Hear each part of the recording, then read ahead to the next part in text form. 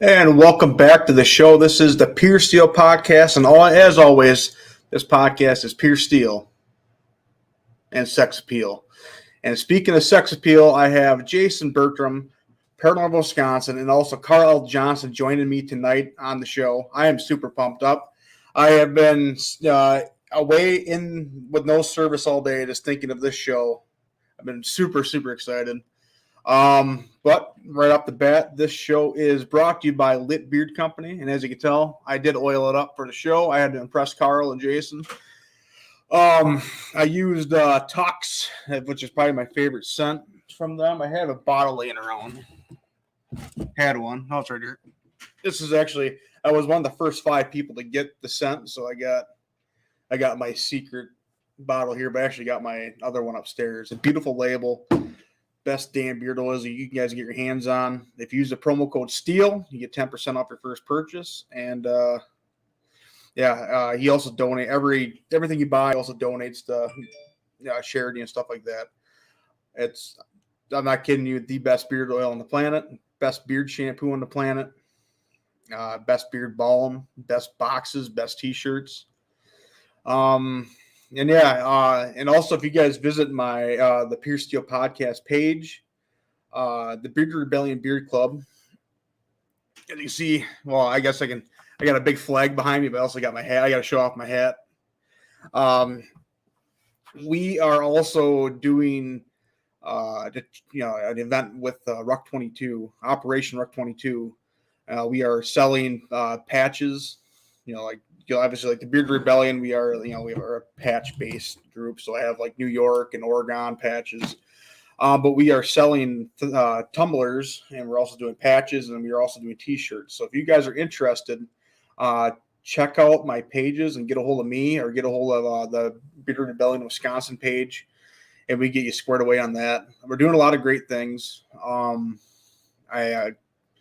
Pretty cool, especially, obviously Darren, our president, doing an amazing job, and Travis doing a great job. Everybody on board is doing an amazing job helping out. And I can't remember the exact date of the event, but we will be walking the Ruck event. It was 22 miles, but I think they shortened it. Thank God, I'm kind of a fat bastard, so that would be a little bit of a tough. I could do 22 miles, but it might be a little bit tough.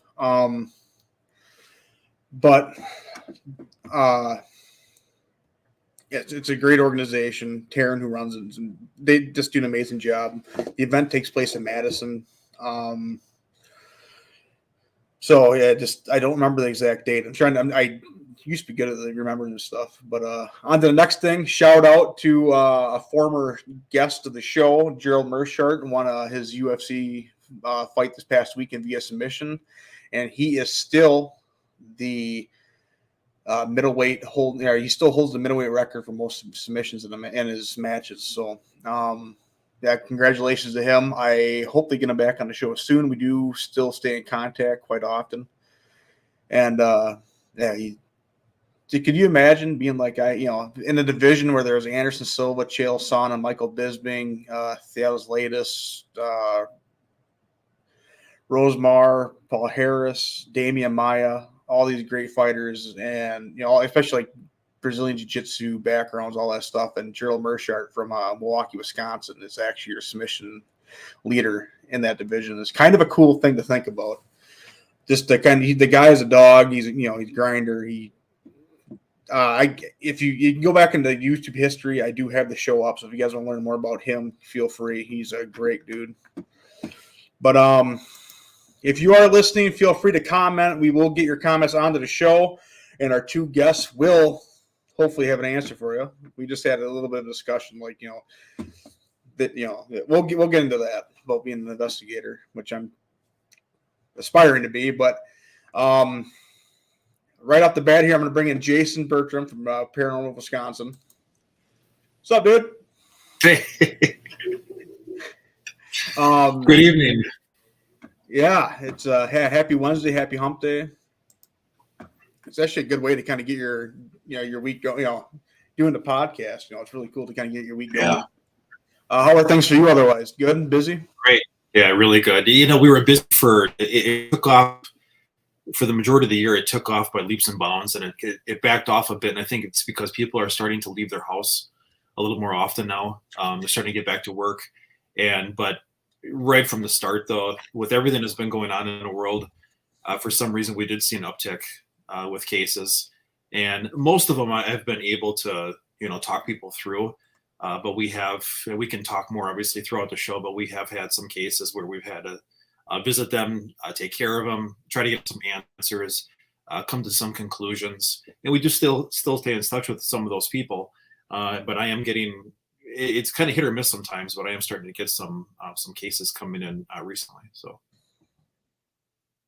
Heck yeah. Well, that's good. It's good that, obviously it's good that life's getting back to normal. It's good that you are also staying busy. And speaking of busy guys, very popular guys, handsome, good-looking dudes, we're going to bring in the next phase of our show here, Carl Johnson. This guy, if you were to make a Mount Rushmore of paranormal investigators, I think I'd put Carl up there with the best of them. I really would. The things he's done, the knowledge he holds, and obviously being the first guy to investigate the house that inspired the movie The Conjuring.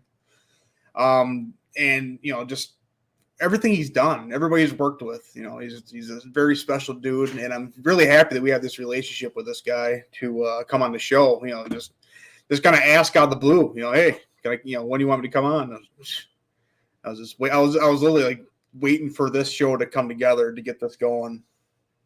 So here's Carl L. Johnson, everybody. There he is. Look at this guy. Hello there. Right into the camera tonight. Yeah, you look good. You look like you've been staying busy. And Jason, yeah. Sometimes it seems too busy. It's been a hot summer now. I'm going to miss the summer anyway. I'm going to miss the hot weather, as oppressive as it's been sometimes. We're in a drought, but yeah. What do you do in the summer? What do you all do? Well, starting a new show, actually a podcast myself with my partner in Paranormal. It's called Panoramic Perspectives, and that's going to debut on August 25th, and that is through Dead Air Full Spectrum, hosted by Ken DaCosta, although he's going to be in the background for us. I just went this past weekend, Friday and Saturday, attended Ocean State Paracon, which used to take place on the grounds of the Assembly Theater in Harrisville, Rhode Island, near that infamous house, known as the Conjuring House, Round Top Farm. And so we did that, but it's in a casino now, Plain Ridge Park Casino, which, gives us plenty of space. So, and I get a lot of requests for cases. Some of them I can answer. I can't just get in the van and drive to like Wisconsin or Ohio or Oklahoma. And people have seen that on the television shows, and they ask if I can come around. But they're very polite about it. It's usually not desperate. You got to come hang out with us though one day. I'd like that so much. We'll do that. We got to plan that. In fact, when it cools down a little bit, but then we'll be into the rainy season. But yeah. So, I'm bouncing my camera. Yeah. So I'm dealing with a physical malady. I've had health issues off and on the last couple of years. I had 3 bouts of COVID. You had 2 other ones after the last time you were on the show. 2021. Last time you were on the show, you just got over COVID. Yeah, my voice was still rough, and then I had an asymptomatic run with it, which I wasn't aware of when I was diagnosed, but I had to isolate for the 10 days, and then I had one in late November, which was just like in the first week of December. It was like a cold. That's how it felt. Maybe because I'd been vaccinated. I don't know. And so I had that, and I had a terrible problem last July with my leg. I had a broken muscle, which almost required some extensive surgery, but it repaired itself. And so those things. But my only problem now, besides allergies, and that's not too bad this time, is my neck. I have spinal stenosis. You don't want to hear about that, but I'm all game. I'm okay as long as I don't hold my head up or lean my head back or look left or right, or sleep on it, So I'm pretty much stymied. So everyday life, yeah. Yeah. I go to therapy. It's increased my mobility. but it's basically over-the-counter pain remedies is how I deal with it, and stretching like that. Sure. But on the paranormal scene, yes, always writing, always preparing something. I was in two television episodes, which premiered this year. The first was on January 21st. The second was July 6th. So respectively, that was a haunting series, and the episode title was Inner Demons. So you can kind of guess the scenario there. And that episode was rated, out of the 11 seasons, and to my surprise, that episode was rated number 1, most viewed and most popular, most response out of their 11 seasons. So I was like, wow. That's not surprising. Thank you. Yeah, I think it's like I told you before, like, yeah. Like when they did the casting for the movie The Conjuring, it's almost impossible to cast you because they got to bring in Brad Pitt. For who? For you. Oh, come now. Yeah, he's gotten a little older, so maybe. Well, he has a twin brother too. Ironically, as a twin brother, so it'd be perfect. You and your brother, boom. That's right. He could play us. Yeah. No, absolutely. We did, as we touched on, going into depth about last show. When I was your guest. I had an actually very involved role in the origin of The Conjuring. What inspired the case that inspired that movie. The next episode was also staged at Inner Demons was, a private case we addressed. And then there was, on the CW network, there was, it's called The Haunted House in Harrisville. So you can guess where that was centered. And both of those episodes, I partnered with my real life research partner, Elise Gianmarco Carlson, the other half of Panorama Paranormal. So I was very pleased with that. So it's been an active time, and it's not all about television, of course, but television can be fun. It's get you more noticed. You can tell your story. You hope it's accurate when you see the edited version. So. Well, restoring history is important. And I think it's pretty important to you too. Because you're just restoring not only like the old, like the original stories, but obviously like the afterlife stories too. I mean, these stories, it's been documented in Hollywood, so these stories are going to carry on forever. Yes, yeah. Well, I mean, some of the more classic Hollywood stories, the legend of the lore of Hollywood, which is always fascinating. I enjoy the movies and all that, but you think. Movie stars who we were exposed to as children, or our parents used to go to the theater and watch. Sometimes their ghosts are seen where they in their last residences.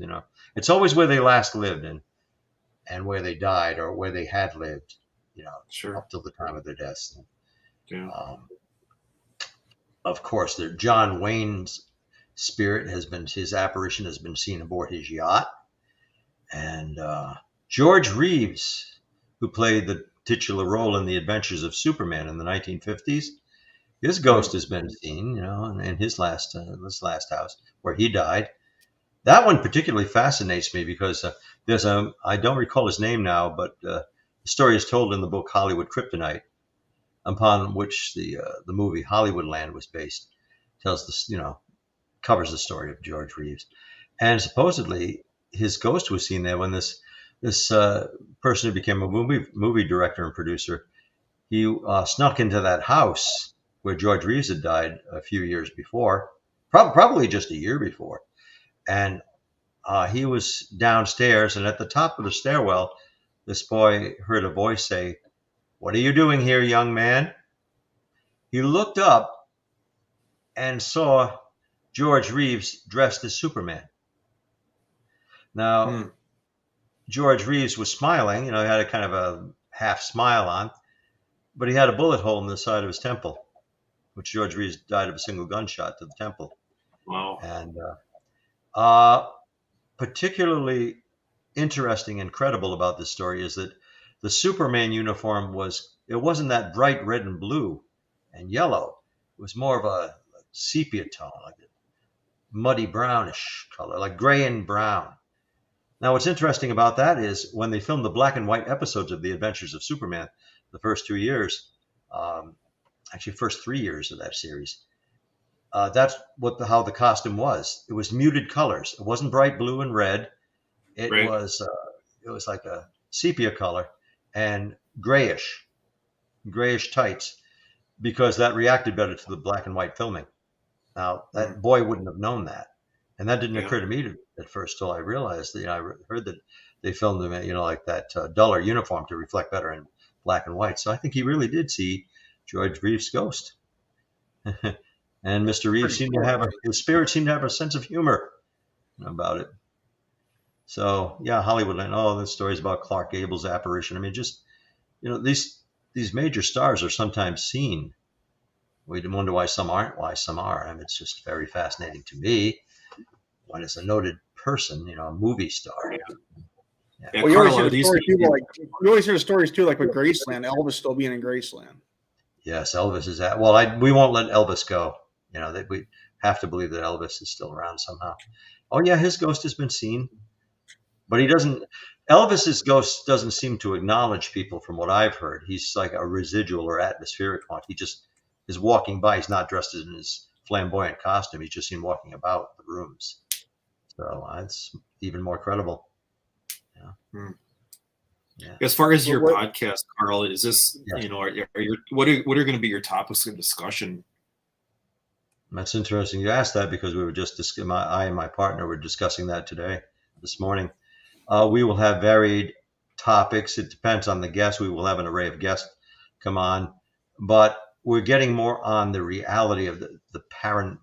Actually, I'll say parapsychology, because Elise, my co-host, is a student of parapsychology, which examines the propensities of the human mind, ESP, out-of-body experiences, life after death, extrasensory perception. So we're going to focus more on that than like ghosts I have known. We're going to be asking guests and talking amongst ourselves about how real is this great scheme we call paranormal. That's an umbrella term, but as far as life after death, a ghost attached to a place, what's at the core of it? If you strip away all the mystique and all the, oh my God, I just saw someone. Why is this? What are the mechanics? But what could create that? You're trying to get to answers, trying to strip away. It's a principle called Occam's razor. Now, Occam was a 17th century, I think it was Johannes Occam, 18th century student of metaphysics and philosopher. He never really lived, from what I heard, but he's a principle, Occam. And Occam's razor is stripping down information and experience to its core. I call it coring, pairing, getting down to the essentials. We can talk all night about ghosts. I've had some fascinating experiences, things other people have seen. But what makes this happen? What quantum principle could produce a spirit? How can there be something that lacks a body, doesn't really have eyes or sensory organs or a brain, but why does it look at people? Why does it look at living people and sometimes interact with them? That just can't be. It shouldn't be, but it is. It does happen. So I want to get more into that during our show. And one topic we're going to broach is, well, many people's favorite, spontaneous human combustion. How do people combust all of a sudden? How do people just burn up sitting in a chair? I have ideas. Some people may take a contrary view. Is that a thing, really? Spontaneous human combustion has been well documented. Yeah. I've never even heard of this. And I love goofy. You haven't heard of that? I've never heard of that, no. Well, these are instances where someone is found, like someone will touch a doorknob and it's hot, and they'll open up a door and smoke issues out, but it's not that the whole room was incinerated. It's not like a house fire. There will be on the floor or an easy chair, which has been burned and melted. There's usually a leg and a foot left of the human subject. The rest is just burnt to cinders.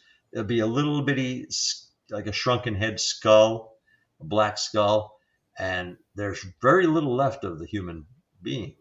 So what's the theory? Is that like a demonic thing that is kind of? No, I never associated it with anything sinister or demonic. I think it is just. I think it's I don't want to say supernatural, but it's a higher natural phenomenon that makes this happen. I think it's a chemical reaction that occurs within the living person, and There's usually some substance connected to that. They were drinking heavily or smoking heavily, which most people who smoke and drink don't just incinerate, but some people do. And we're going to have one person on that knows something about this and give his opinion on what is spontaneous human combustion. Kind of disturbing to think Carl. people just burn up. Yeah, Carl. Within that scope, I'm curious if I'm trying to think of the term for it, accelerant. Yes.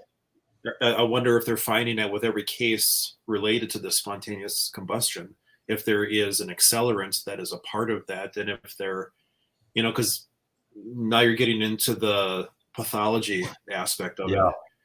it, and you'd be interested to know if you have to have something, whether it be chemicals in the body or just a certain person.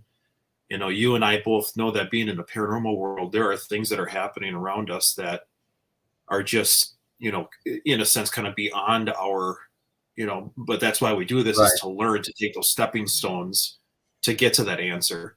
And it would be interesting to know if those are some of the factors for sure. Yeah. I believe it's extremely rare, but it's a biological accelerant that incites this. And once it starts, once that chemical reaction is engendered, then it quickly consumes the body so quickly that it will just singe the chair and the immediate surroundings, but doesn't burn down the room. The person burns so hot and intensely and quickly Sure. that's all that's Right. left. But I think it's natural. Well, heck, I don't need to do a show on this on our new podcast. Let's cover this now. Get this out of the way and decide what it's going to be. Now, yeah, I mean, come on, we can get this out of the way now. We want to know what needs to happen.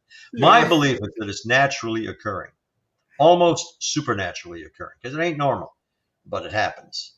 And a lot of strange things happen in this world.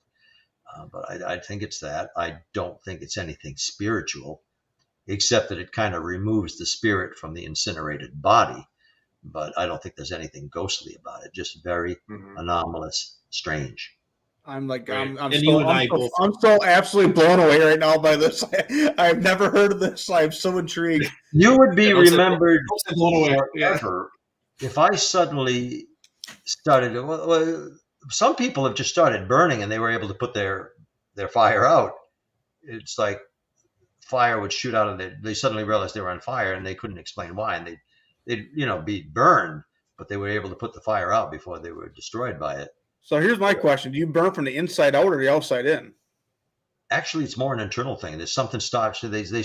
People who have experienced this and survived it claim that they all of a sudden felt a sharp pain, felt strange within. They look down and that's how fast it is. The fire has started, and they're sometimes able to put it out.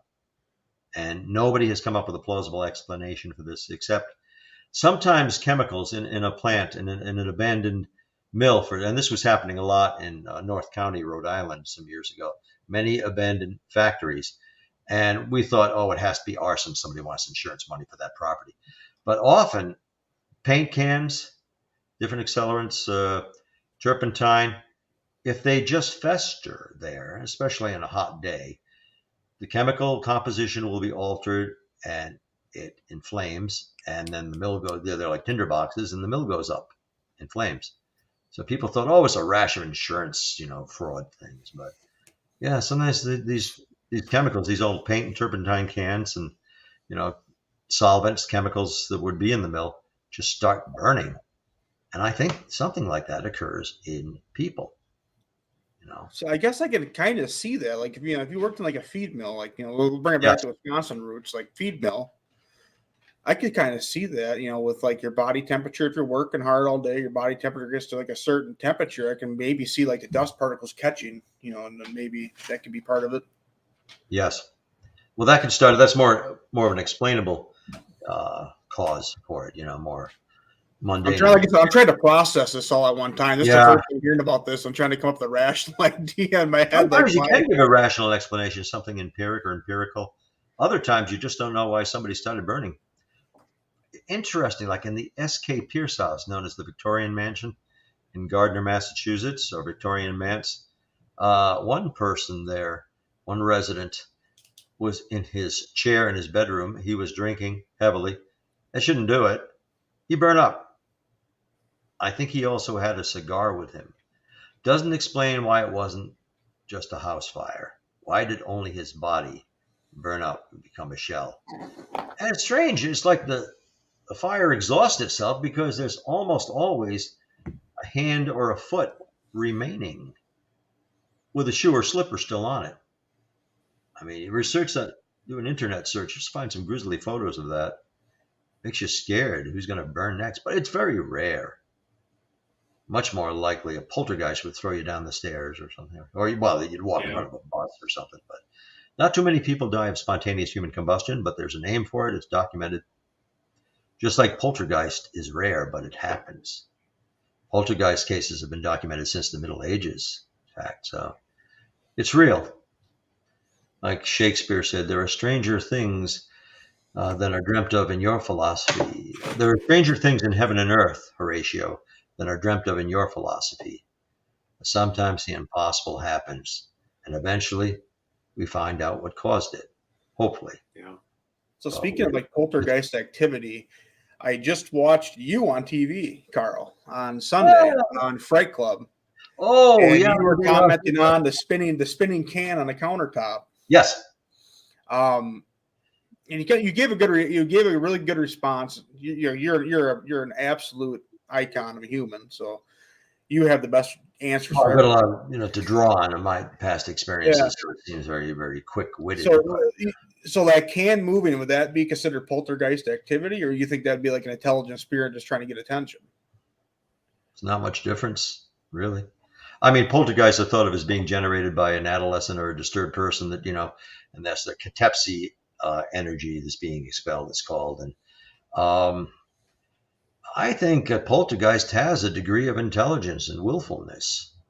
A spirit could be saying, I'm here. That's the great statement of all living things. I'm here. I matter. Someone else, something else acknowledged me. So could have been a spirit just moving it. But I don't think that it's easy to determine whether it's a human generated spirit or a poltergeist, or if those are one and the same things. We think a poltergeist is just throwing plates around or wrapping sheets around a post, but poltergeists do some amazing things. A poltergeist can have a voice, a human-like voice. A poltergeist can leave an EVP, an electronic voice phenomena impression. Poltergeist can appear as a person. Poltergeist can take bed sheets and cloth and make a mannequin. They're remarkable, and there's got to be some kind of intelligence behind this. What its origin is, we don't know. We think it's very much connected to a living person.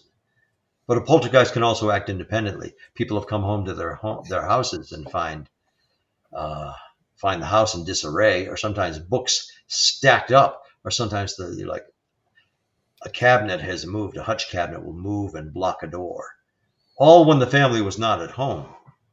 So a poltergeist can act autonomously. I think we've underestimated them. It's not always a troubled adolescent that makes plates fly around. Sometimes there's much more to it. And you say, is this an intelligence? Is this an interactive spirit? I had a case and goes back 14 years ago in Coventry, Rhode Island. And when I discussed it and people have interviewed me about it, because so much was going on there, they say, now, was this demonic? Was it intelligent, interactive? Was it a poltergeist? What was going on there? And I say, yes, that was all of that. And maybe one source.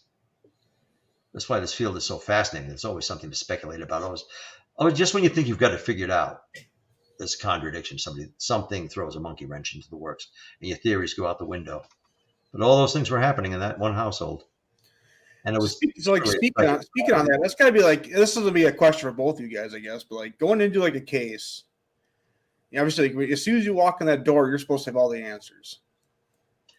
But for you guys, I feel like if I'm getting into the paranormal field, I'm walking into this house now with more questions than having answers. You guys feel like when you get called on, you guys you're supposed to have the answers right off the bat, What do you say, Jason, about that? What do you encounter when people they're usually calling for help? They want an evaluation, but they want the activity to be quelled. What do Well, you think yeah, about that? and as both of you know, I come from a law enforcement background, a military Yes. background. So when I started this back in 2009, my whole premise was is to enter it as an officer. I got a call for service. I'm going to come in and I'm going to get all the questions answered and get a background in the family, get a background in the house, get a background as to what their what their needs are. And Yeah. you kind of have to take it step by step, not to bash investigative groups. By no means, everybody has their own style. But I do hear and see some people who have asked for help before, and the person or persons came in and said, well, you've got a porthole going through this wall, you got a porthole going through that wall. And I try to tell these people it's a bit more simplistic than that. I want you to try to come down to ground here, come to ground level, hear me out, and let's talk through what you got going on. And when you start to be compassionate and listen to their needs, and you start to formulate an opinion, that's when you can start answering their questions and getting them the help that they need, and assure them that it's going to be okay. Yes, we get it. They are a bit loud. They are doing things that you don't understand, but they're just people like you are. And they were people in a human form at one time. And we are still trying to figure out what that curtain is in this world, as to you got one side here, you got the other side there, where we're in and they're in. And we want to bridge that gap. So to do that, you kind of have to talk these people off the roof and say, hey, you're going to be okay. Everything is going to be fine. And you just stay with them. And that's the key to this success. Is now when you say, Louis, that, hey, what do you guys do? You just come in with all these answers. Carl comes in a certain way. I go in a certain way, but Carl deals with a whole nother world. And I deal with more of I would say, John and Kathy down the road have got something going on in their private residence. That's where Jason comes into play. And we find out that it's a little kid that passed away. It was a farmhand. It was something back in the 1800s. You work with an archaeologist, you work with a medium, you get inside there, you use equipment, use the tools around you, and it really comes down to utilizing your senses as well. And the big part of doing a proper investigation is having the people around you that are within your group to help you through it. And that's really where your answers come from. Yes. I always make a predetermination, if you will, to remain objective. And I do, clinical, detached. But what takes over is when I meet the clients, when I meet the people who are there to help and evaluate their environment, their situation, compassion takes over. I start to know them. I see the distress in their eyes. I see them turning to me as if I have answers, and I really want to help them. I don't let that influence my actions, but it's like that side takes over. I really want to help these people. I want to reassure them somehow. Often we don't have the answers. Sometimes we do find some answers, and we always make an evaluation. Carl, I got a question for you, Carl. Sure. With what you're talking about, when you go into a case, do you find this, and I've been doing this for a number of years, obviously not as long as you have, but in the time that I've spent in this, do you find that when we go in and we put the work into it, do you find that things tend to calm down, and for some reason the whole ghostly happenings start to subside? Are you seeing that a lot on your end? Yes, excluding a current case and the one before that. Yeah, I did make a difference in both of them, but the current one is a hard nut to crack because nothing seems to address it. I think it's a thing of the mind that has become preternatural, become paranormal, but I think it's rooted in physical problems and how those are interpreted. Sure. I'm kind of stymied with this one, but I'm there for the client. Yeah, but it does. Even I think the people we go to help, I think they are aware someone is there to help somebody with some answers or potential for finding some answers, and just that commutative effect somewhat nullifies and negates the haunting activity.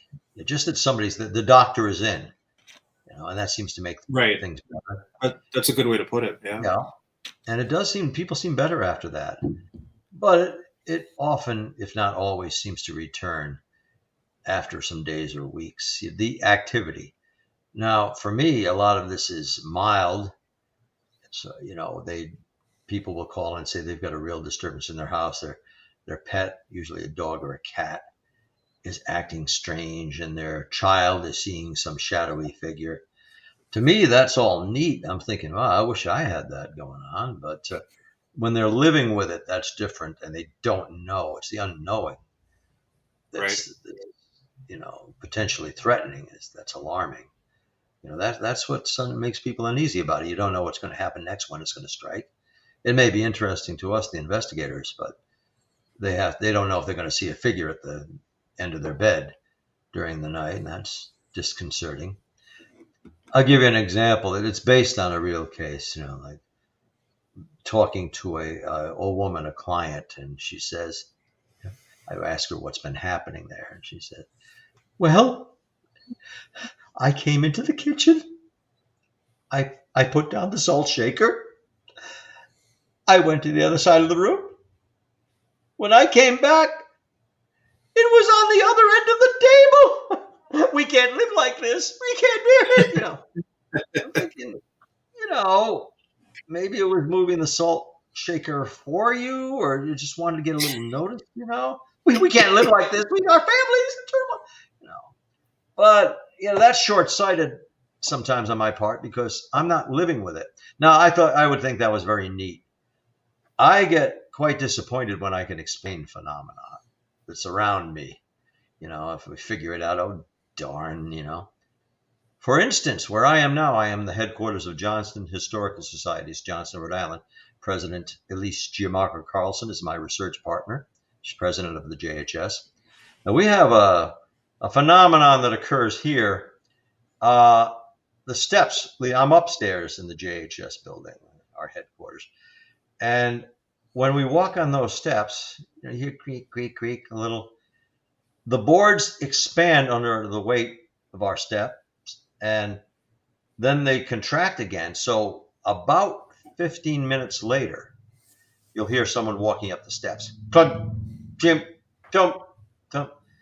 And that's perfectly explainable, because the steps, that particular grain of wood and the weight of our bodies combine to make an effect. It sounds like somebody walking up the stairs. In a sense, it's our ghost, our weight.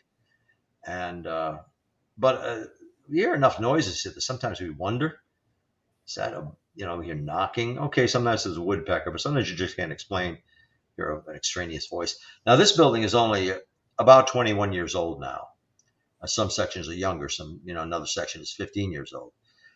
So what would start a haunting here is, except we talk about the paranormal a lot, because we also use this as our Panorama Paranormal headquarters, and have a lot of interesting discussions here. On the grounds is the 1825 house, the Elijah Angel house. That is haunted. We've had 3 different persons who didn't know each other, unrelated, reported seeing the ghost of a man there. A man dressed in black with a top hat. They all describe the same person. Obviously, it's the ghost they see. Elise and I have tried to call this spirit forth, but he's kind of recalcitrant. I don't know if anybody will ever see him again. But a lot of these hauntings, and in the old house especially, they're incidental. They happen when you're not looking for it. All of a sudden, the man is there. Just happened to be there at the right time. There's maybe some shift in the dimensional plates. It's my own theory. They collide, and the ghost can be seen. Whether it still exists, we don't know. But a lot of these haunting symptoms can be explained, like the steps, raps on the wall. Sometimes there's a woodpecker. Sometimes we just can't explain a voice when we hear that. Right. Yeah. So we want to help, and we try to supply answers. I find that most people, and I think Jason will corroborate this, they want the supernatural explanation, because that's a shortcut. That's a solution. Supernatural explanation is, it's a ghost. You have a residual haunt. You have someone's great-grandfather still attached to you, died in this house. You have a poltergeist. They got an answer. It's demonic. Yeah. Right. Whereas it takes a while to really, if you ever determine what is the source, it takes a while to evaluate because there are Yeah. so many possibilities. Yeah. Yeah. And when it comes to investigating, that's the first thing that when I talk with my client over the phone or over email, usually over the phone. Yeah, I like to do a preliminary investigation, go there, get readings, talk them, let them know our process. And when it comes to these clients, you're absolutely right. The first thing they say is, I want to make sure I'm not crazy, which is a ridiculous term. I try to talk them out of it. And number two, they always err on a side it's paranormal. And I try to tell them that, look, we tend to find alternative explanations for these things until we have to err on a side of paranormal. Now, we've had cases where we've had somebody that has committed suicide, and they've just come right out and screamed in our microphones, and they hit this and they banged that.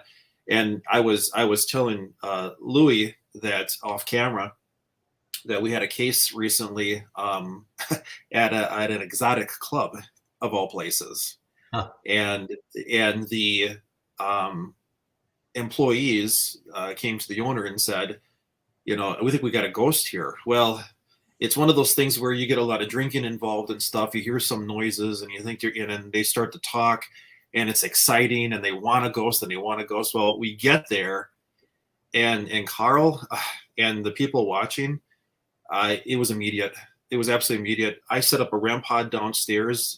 Carl, I'm sure you have done shaving a haircut, where you go dot dot dot dot, and that thing grabbed a hold of our REM pod and went that like that.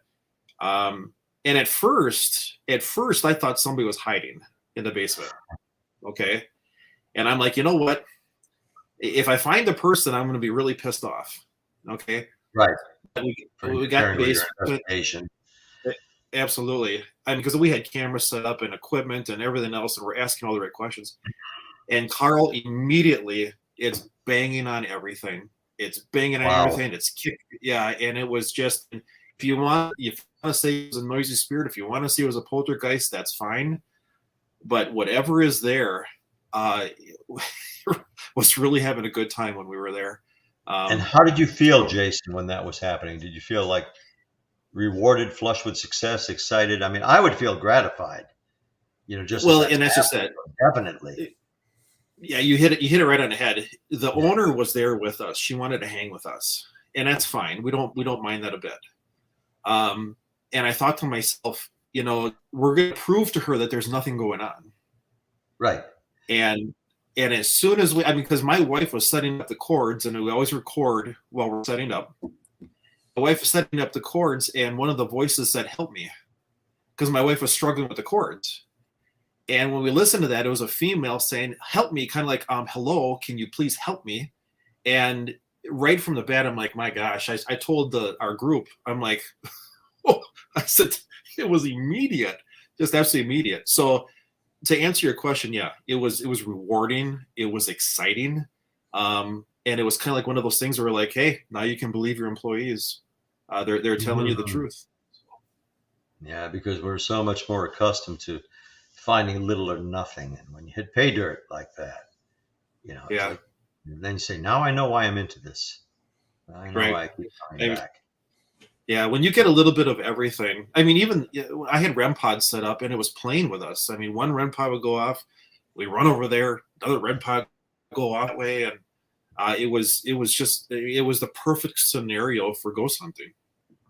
Yes, I got that effect, that shaving a haircut once. I was at historic Slater Mill, where I was employed for 14 years. I took a tour of Slater Mill today. I've been away from there for 2 years, but I taken a couple of tours in the meantime. But Elise, as president of the Johnston Historical Society, organized a field trip, so some of our members went there, and it's a homecoming for me. And I remember one night, this must be easily 10, 11 years ago, probably 2010. And I had an eyewitness there. I rapped on an old post, which had been there since, I would say, since 1821. That post had been in place. So I give it like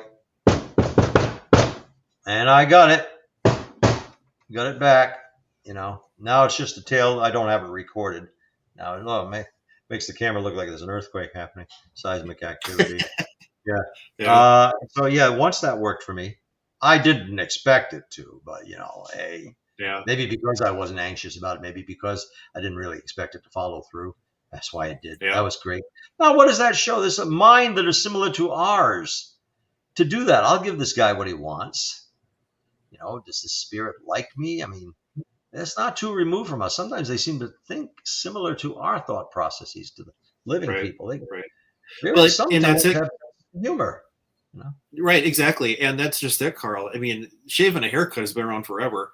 Yeah. We were lucky on we've got it on recording. We actually have it on video, and it's fantastic. But what people understand, and the people watching, listening, what they have to understand is they're looking at us in present day, if they can see us, and the only what they are familiar with is their world at that time. So if we're dealing with somebody like, let's say, from the 1800s, they're probably too shy, scared, and trying to figure out, what are these things that these people are laying out? What is this thing shining in my face? Again, I don't know if they can or whatever, but based upon the voices that we've captured, they are only going to associate with us based upon how they are or were at that time. In today's world, we're just la-di-da. We tell it like it is. We say what we want. Profanity is never, is always on the table, and we follow some of the most ridiculous people in the world or what have you. But back in that time period, there was more of, you didn't interrupt an adult. You kept quiet. You were very polite to your guests. So you have to understand the time period, and that's a lot of times what people don't understand, is that's the world that they're used to or we're used to. So It's interesting how the spirits, and I'm generalizing, the spirits don't seem to adapt much. They don't evolve. I don't know how aware they are that something has dramatically changed for them. But I'll give you an example of there are at least two obvious children spirits in Old Slater Mill in Pawtucket, Rhode Island, the old buildings. And one of the little boy is named Jacob. We needed a name from other spirits had given us their names sometimes on recordings. I call this boy Jacob because that came out on an ovilus, and I had been thinking of the name Jacob that day, and then it came out. So, okay, we'll call him Jacob. We'll call him something. He would say hello. Hello? Clear as anything. We had a paranormal group. They're investigating, and we're in a circle trying to communicate. I was overseeing, but I always participated. And little boy, it sounds like a boy. Hello? And people upstairs, like maybe a week before, we had a public paranormal opened. Like you had to make reservations and all that. But they were upstairs, and they told me, we're hearing hello. Somebody said hello up there. So that's what the little guy says. And this spirit, perhaps he was a living person to the age of 8, 9, 10. So let's say he had a 10-year lifespan, but he's been disincarnate. He's been a ghost for perhaps 150 years, a century and a half.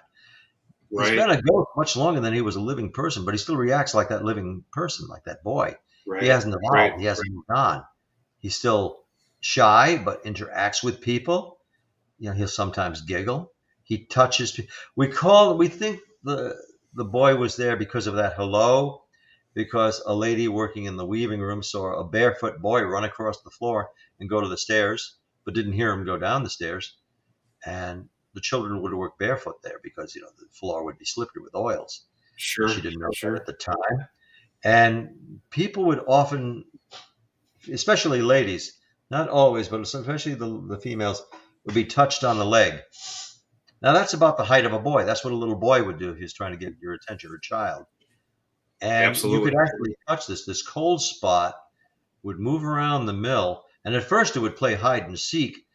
With successive ghost hunts staged at the mill, it was not contrived, but taking place at the mill. It was more frequent. It would be stable.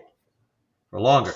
And you could actually put your hand down and feel where it started. It's about 3 feet off the floor, height of a child, and all of a sudden it's cold, and your fingers would be tingling, and you could actually trace it. So, I mean, how real that was. If that's a natural phenomenon, I don't know what could do it. This energy pocket would move around, and well, I would ask the ladies to embrace this child, comfort him. That was our little Jacob. So a lot was conjecture, but he was there. Well, and to piggyback, to piggyback on that story, basically, long story long, from on my end is we had a farmhouse where our complainant, our caller, had said that a Kleenex box kept being, whacked off the back of the toilet, and she just couldn't take it anymore. It was scaring the hell out of her. And when we got in there, we caught a little girl. My daughter was actually investigating with us, and my daughter had a head cold, and we caught a little girl go "achoo" like that, as kind of like a funny type, because you could hear my daughter sniffling. So that obviously we listened to it later. But when you had said the Ovilus, our Ovilus kept saying apple tree, highway, apple tree, highway. And then it said girl, and then it said dirt. And we couldn't figure out really figure out the whole apple tree, but there was one by the highway. So why was it telling us that? And I ended up talking with some of the locals at a bar shortly after the investigation. And it was so weird in how everything aligned. In talking with somebody about this investigation, one of the locals had said, "Oh my gosh, you're talking about the little girl, the full farm girl that fell from the silo. They used to bury the kids on the land, and she was buried by the apple tree." So, and it's just fascinating how your equipment can really help you out. So in that sense, you never left home. Well, and that's what, yeah, exactly. That's what makes a good investigator. Is I kind of went above and beyond. I just I went to the local places, had a drink, started talking with people. So this is some laugh. 9 times out of 10, they've got a ghost story of themselves, so they just want to talk with you all night. So what'd you have to drink? Spotted cow. Carl, you ever had a spotted cow?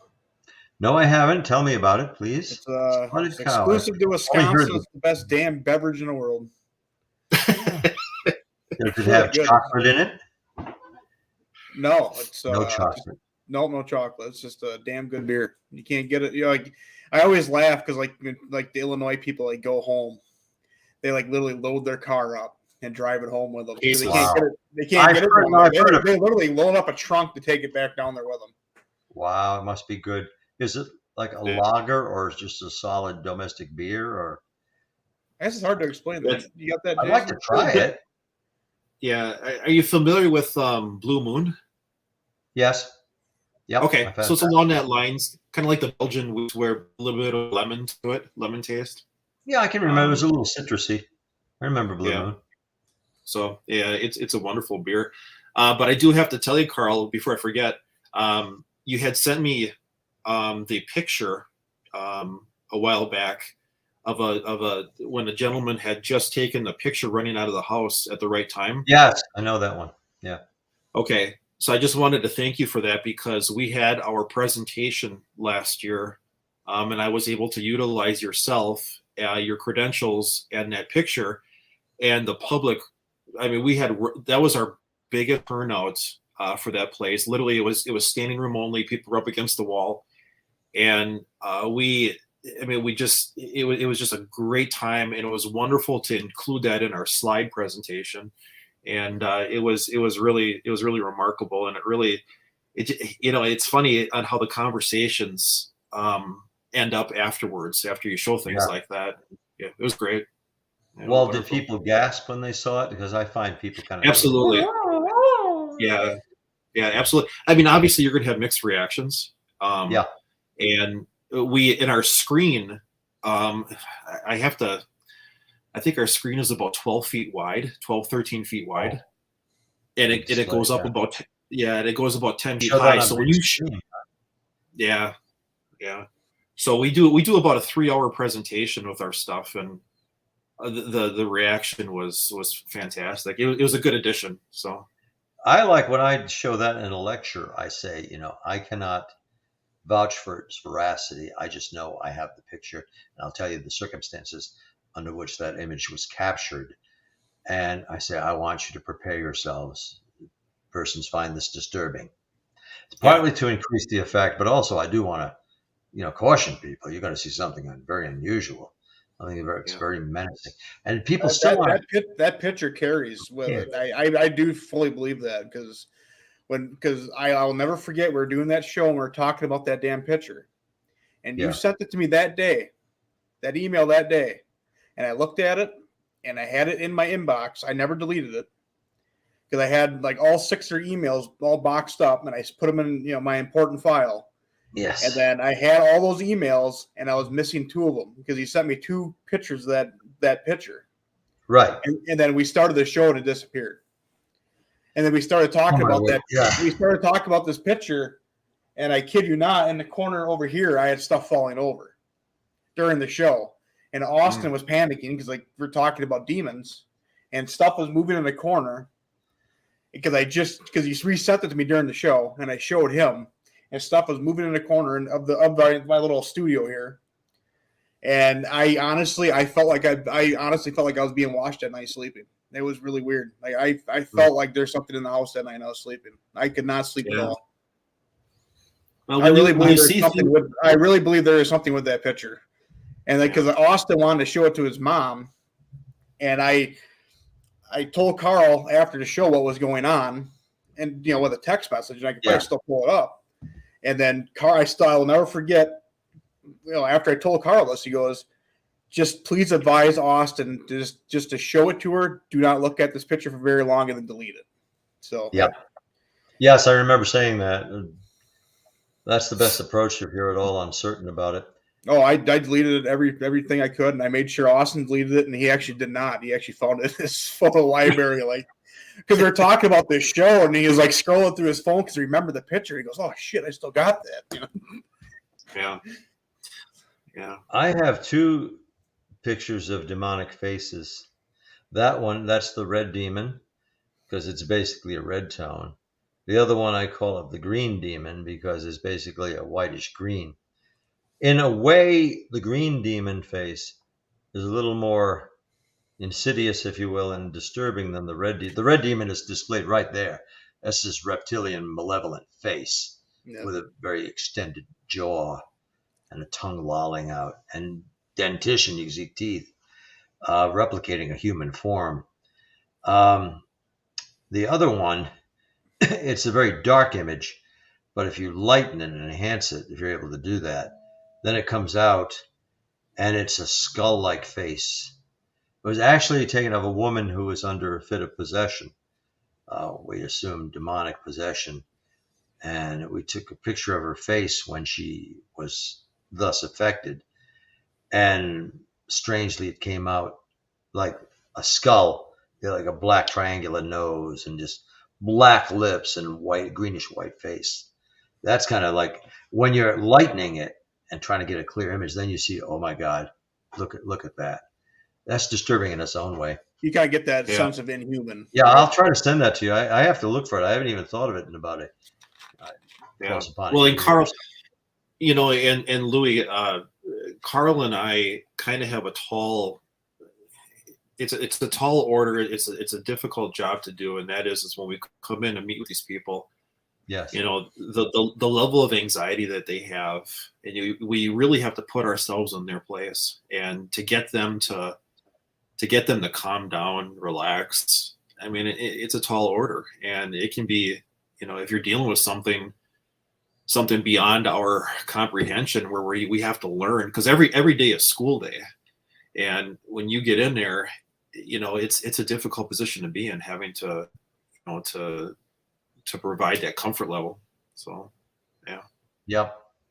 And you want to be realistic with the client. You want to give them a very grounded assessment. You don't want to placate them, but you so want to give them something. So, I remember when I was a kid, I don't want to get off topic here, but I just want to ask about it because I remember when I was younger, and they had that the claims of the demon house, they called it. And what the hell was that? It's in Indiana, Gary, I was Indiana. going to say Gary, Indiana. Yeah. Yeah. So they had before it even got publicized by Zach Baggins, Mhm. but they had like public records going through CNN. The news cycle was actually commenting on like this kid walked up the walls. This whole family's plagued. As in like whoever leaves this house ends up dying soon after, and it's like Yes. and then obviously with the I can't remember when exactly it was. Actually, I went to the WET show, which is a wastewater and treatment, for plumbing for work. And we went through Gary and my buddy Terry, who went with me and my boss Joe.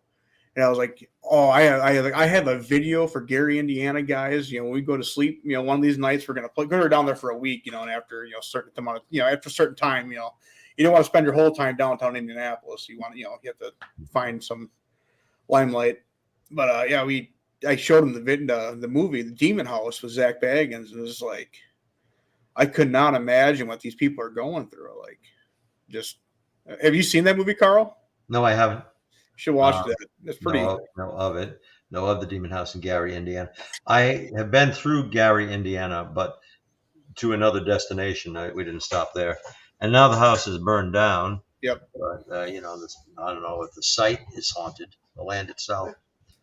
But I remember hearing about that, the murders there, all that. Yeah, Zach Bagans had that for a while, but then it just, went.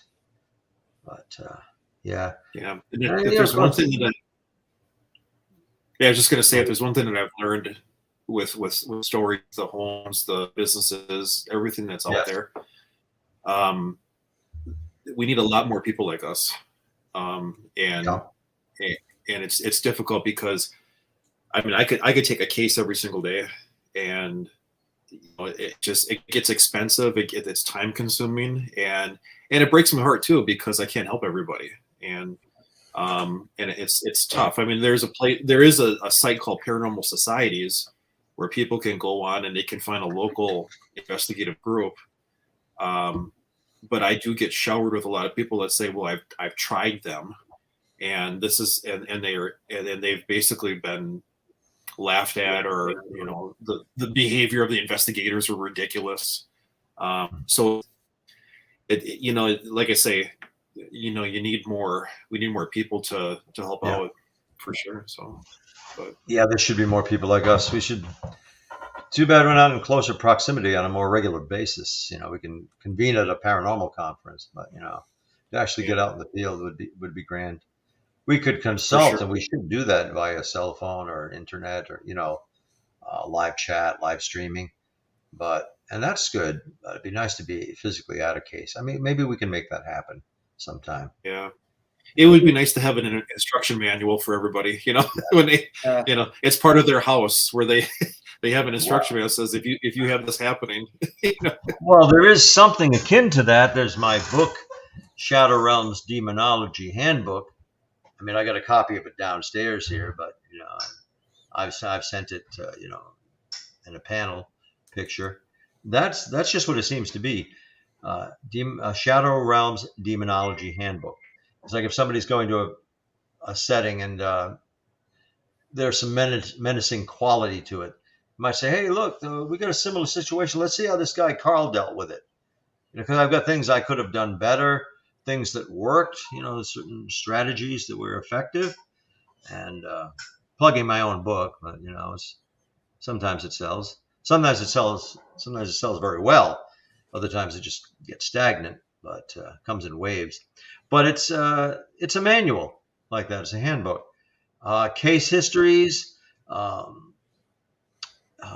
list of names and titles and terms. I think it could be useful in many paranormal investigative situations, especially if it's something like a poltergeist or seems demonic. This is how some people deal with it. And it's got some case histories. It's a series of essays. Yeah, and I think just about my favorite chapter in my book. I should say it is co-authored with theologian Lana Jan Brock, and I was going to have Lana write the introduction. She's a good writer, talented, and I thought, well, it'd be a nice touch to have her write the introduction. She wrote it so good, she ended up writing about half the book. Not quite half of it, but she contributed well to that. It is precisely 300 pages. It's available through Amazon.com. And chapters I like in that, there's one, Beware Those Dolls. Some people have a real phobia and some bad experiences with dolls, effigies. And Sure. Lana contributed part 2, Beware Those Dolls, part 2. There's Up Close and Personal with a Demon, parts 1 and 2 in the chapter. And early on chapter I wrote is, I was a teenage Satanist, formative years. Because I was, it's a loaded term, it requires an explanation. But I was a Satan, that was a practice of mine. I practiced it, I don't know if I ever perfected it, but I was a Satanist for a time. And I called it Luciferian, more of a positive aspect. I was never like hurling curses or chopping heads off goats, but the expression was Luciferian, satanic, and got a bad rap for that, but what do you expect? But had some interesting experience. So I've seen the darker side and the lighter side, kind of the light within the dark. Sure. There's actually a movie I've seen pretty recently. It's based off the band Mayhem, Norwegian black metal band Mayhem. So I'll be back in your guys' day, I guess. You guys are both a little older than me. Yeah, I heard of it. But it kind of goes with, kind of their life story and obviously their jealousy of each other, but also, they were notorious for burning down churches throughout Norway. This is kind of negative expression, but yeah. Yeah, they obviously they always want to top each other. Who would do what? So who would be the baddest guy in the block? Yeah, so one guy to please the Dark Lord.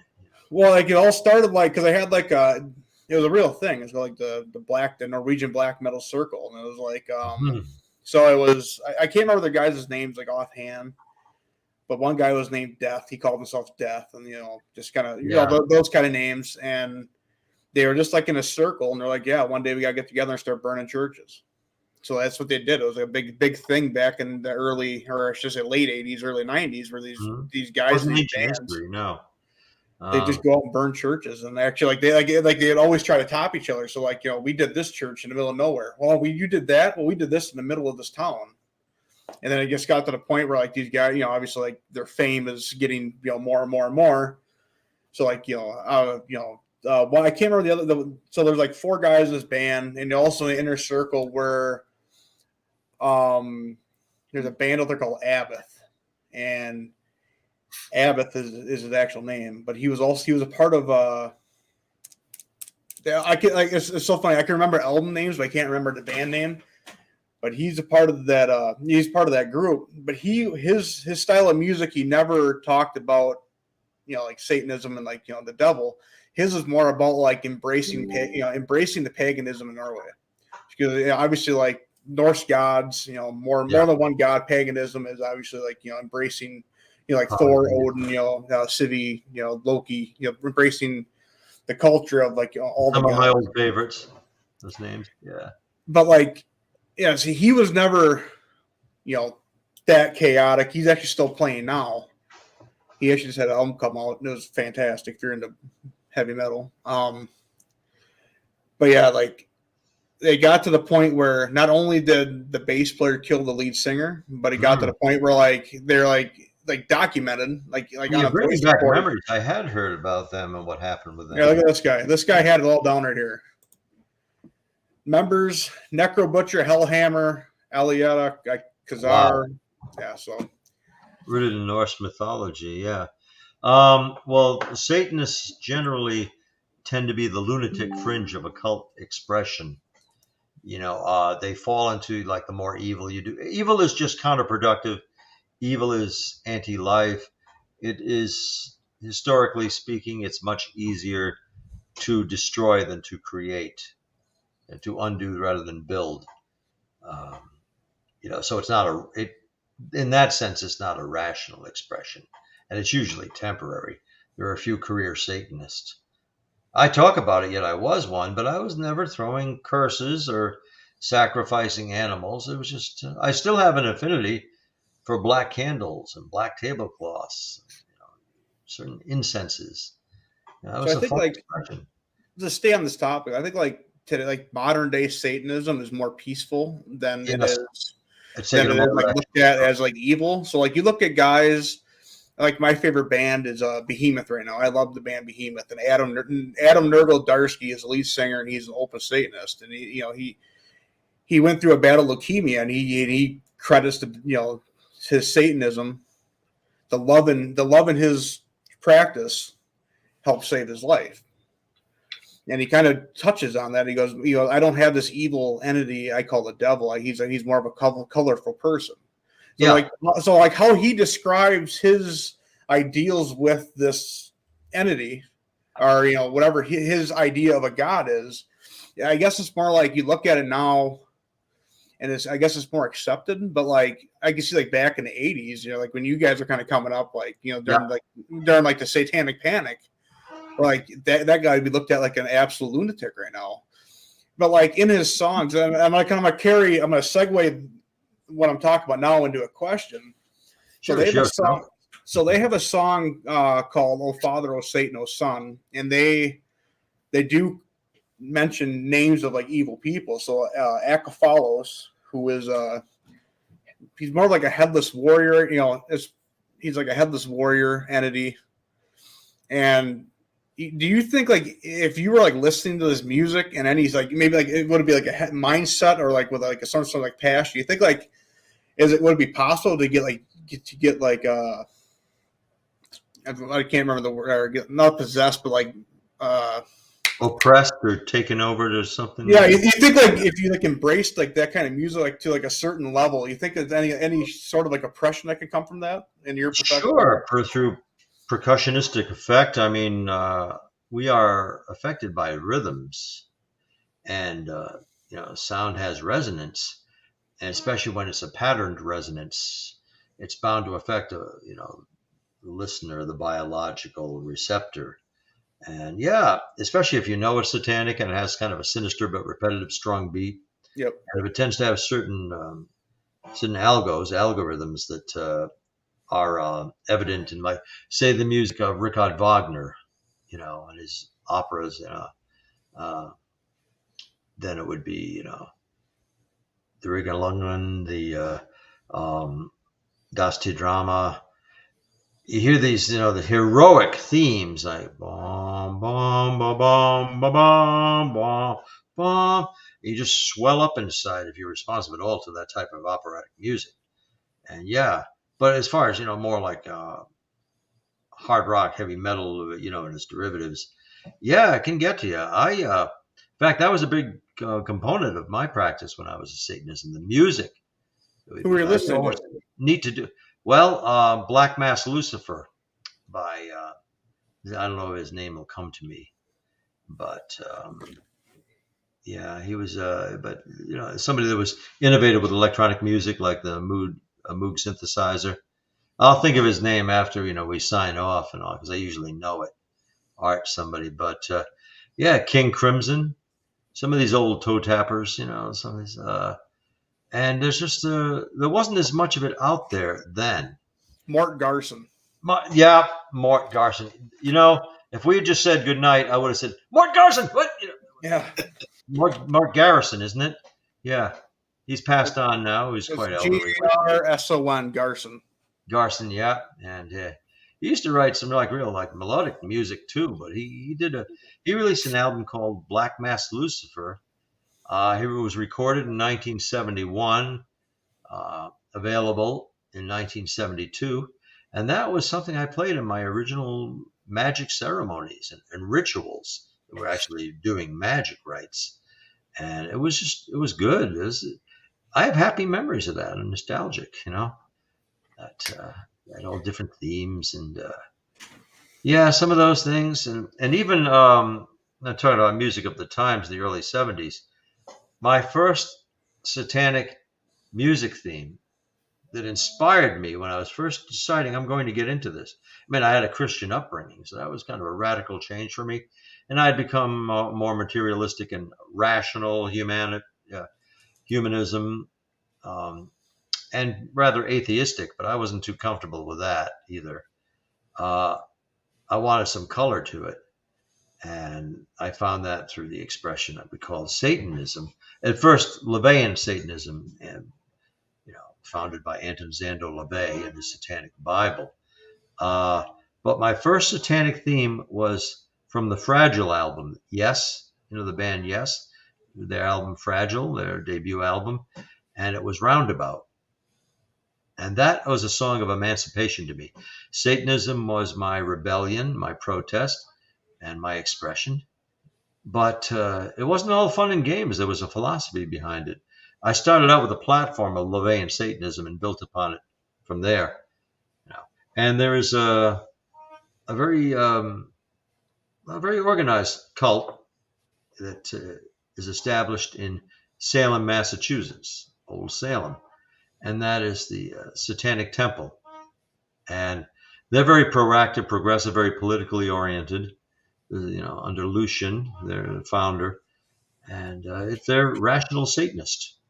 I'm not involved with them or corresponding with them. I can agree with their ideology, but they tend to, one of their big pushes is to put up a satanic motif wherever there's a church or not just a church, but like if there's a statue of Moses with the 10 Commandments, some religious iconography, they tend to put up an image of Baphomet, the goat.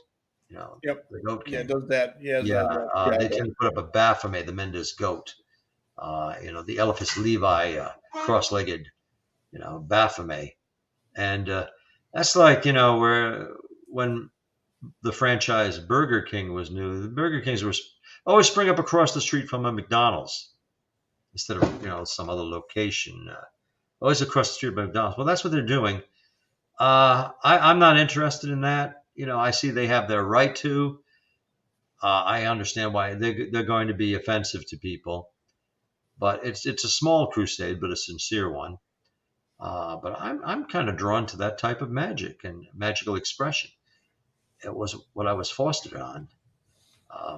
I was a happy Satanist, a Luciferian, but I played that for a while, and I didn't have any grand revelation. I'd like to be able to say, well, I was on the dark side and I was a practicing Satanist. Suddenly I was emancipated from that darkness. Now I battled the demons. Now, it really wasn't like that. I just did it for a while and okay, that's enough of that flavor. Not enough of it. It's a good memory. But I still have an affinity, like I said, for black candles and black tablecloths. And, I kind of like it, looking back on that. It was a happy time, but it didn't accomplish too much, but it didn't do any real damage either, except to my reputation at the time. It's around the time I became acquainted. Actually, at the time, I became acquainted with Ed and Lorraine Warren, and they were very interested in me because of my, satanic practices. Yet here I was, this, fairly well-groomed, well-dressed, polite young man. You used to have a mane. You used to have long hair. You looked like a metalhead back then. You have to take my word for it to do some research, but I used to be good looking.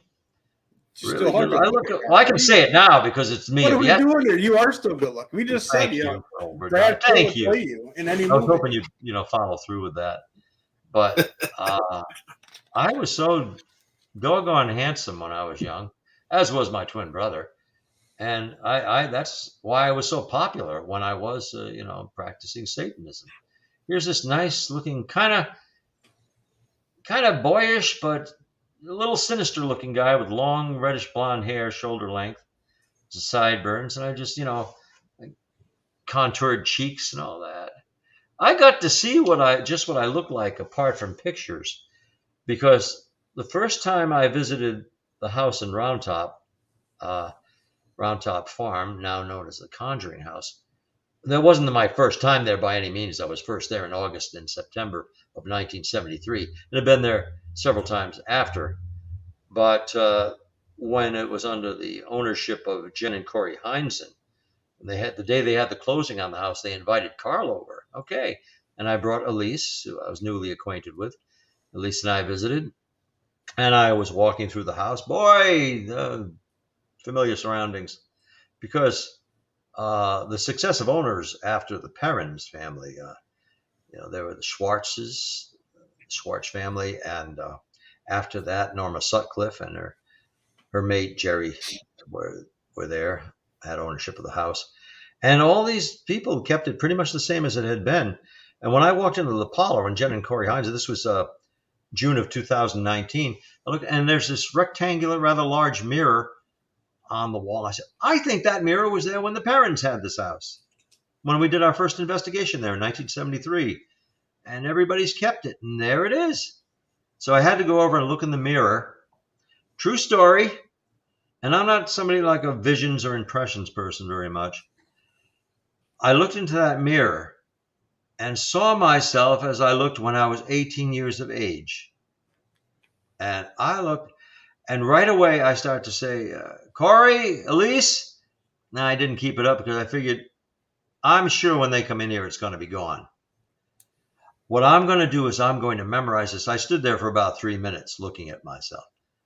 I'm 18 years old in my reflection. I mean, my reflection was moving with me. I had my current modern red polo shirt on, but I had the shoulder length hair. I looked better. I had sideburns. My eyebrows were fuller. I'm looking at myself when I'm 18, and it's like, I don't know what's doing this. This is some quantum flux. The house has memories. Carolyn Perrin experienced similar things there. I looked, it's not a trick of the light. No, nothing explains this. I'm just going to look and know I really saw it. So after a while, I spent 3 or 4 minutes. Okay, I got it. And they're wondering where I am. Imagine my disappointment when I went into the bathroom and they have a full-length mirror there, and I saw myself as I really look now. It's like, okay, things have changed. But that was just remarkable. I know it really happened. It was no illusion, because I tried to replicate it. Mike Ricksecker, well-known traveler and produces documentaries, has his own show. Mike tried it when he was there, and he tried looking in that mirror, and his features distorted and became black, but they didn't turn, became dark, but they didn't turn him younger. Well, he hadn't been in that house before. That was his first time there. It was doing something to him.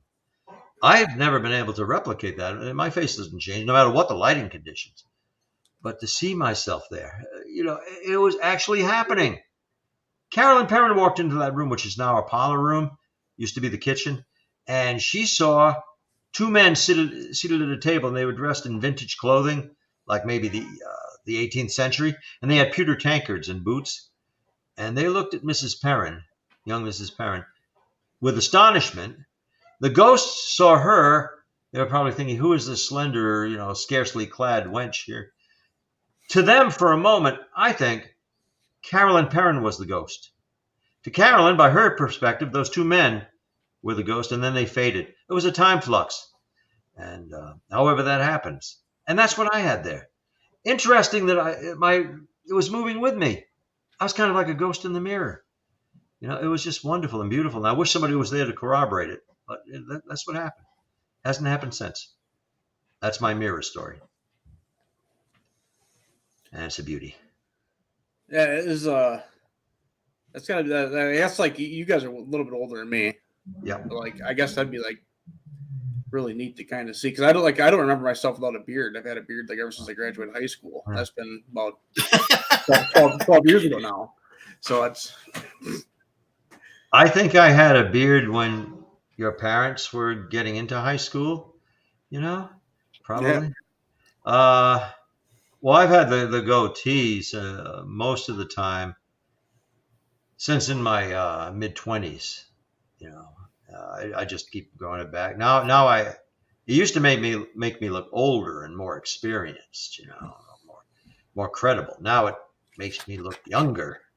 But yeah, I've had that for a while. You look good with the beard. I can't imagine you without it.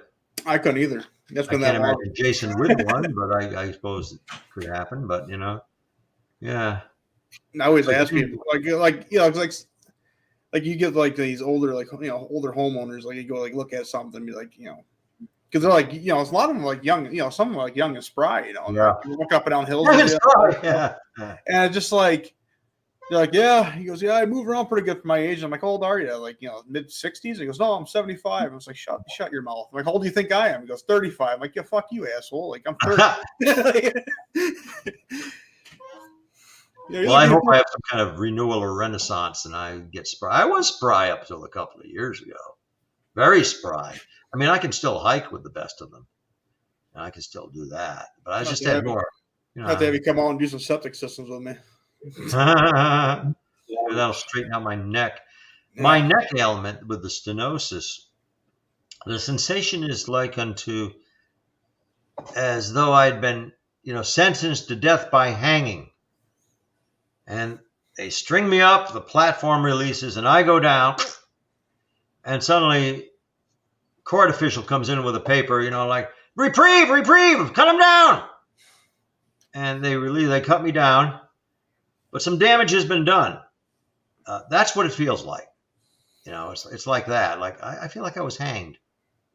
And they let me go, but now I have to live with this. And I've had this since August of last year, but became perpetual in September. And I've been to various chiropractors and neurologists and therapists. And they say it's not the end of the world. We're going to make you better. Yeah, some days it seems so, some days not. I don't know. That's the issue with neck and back, though. It's always a lingering thing. I mean, everybody's different. I don't mind it lingering. I just want it to be, like sporadic. And it is somewhat. Like I take over-the-counter pain relief, and that's all I can do. I want something more a neurological application. I want something that's going to be applied to it, not just build up the muscle wall and treat the symptoms.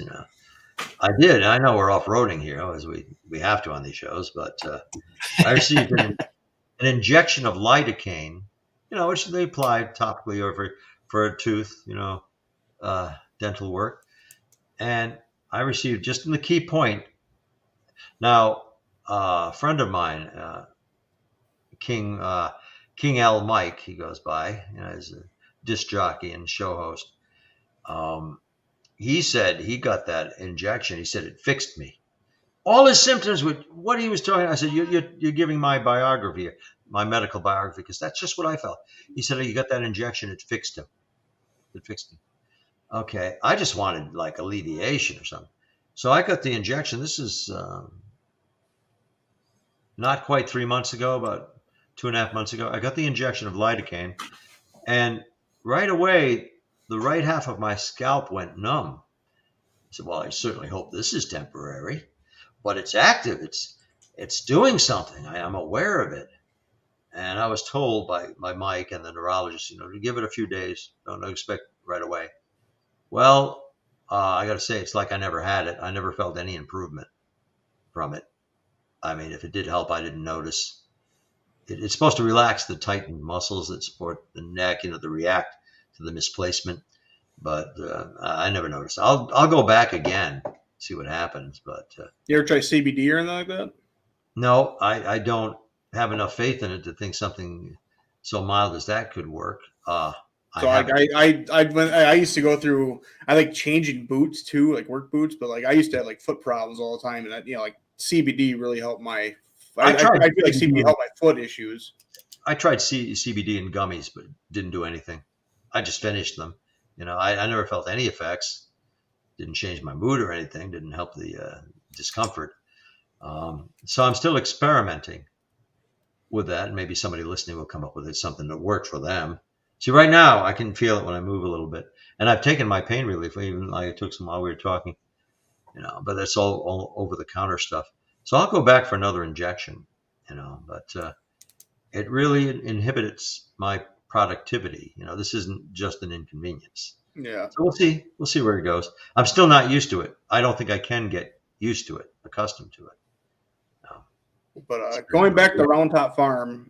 Yes, I'll go back. It recently changed owners. Yep.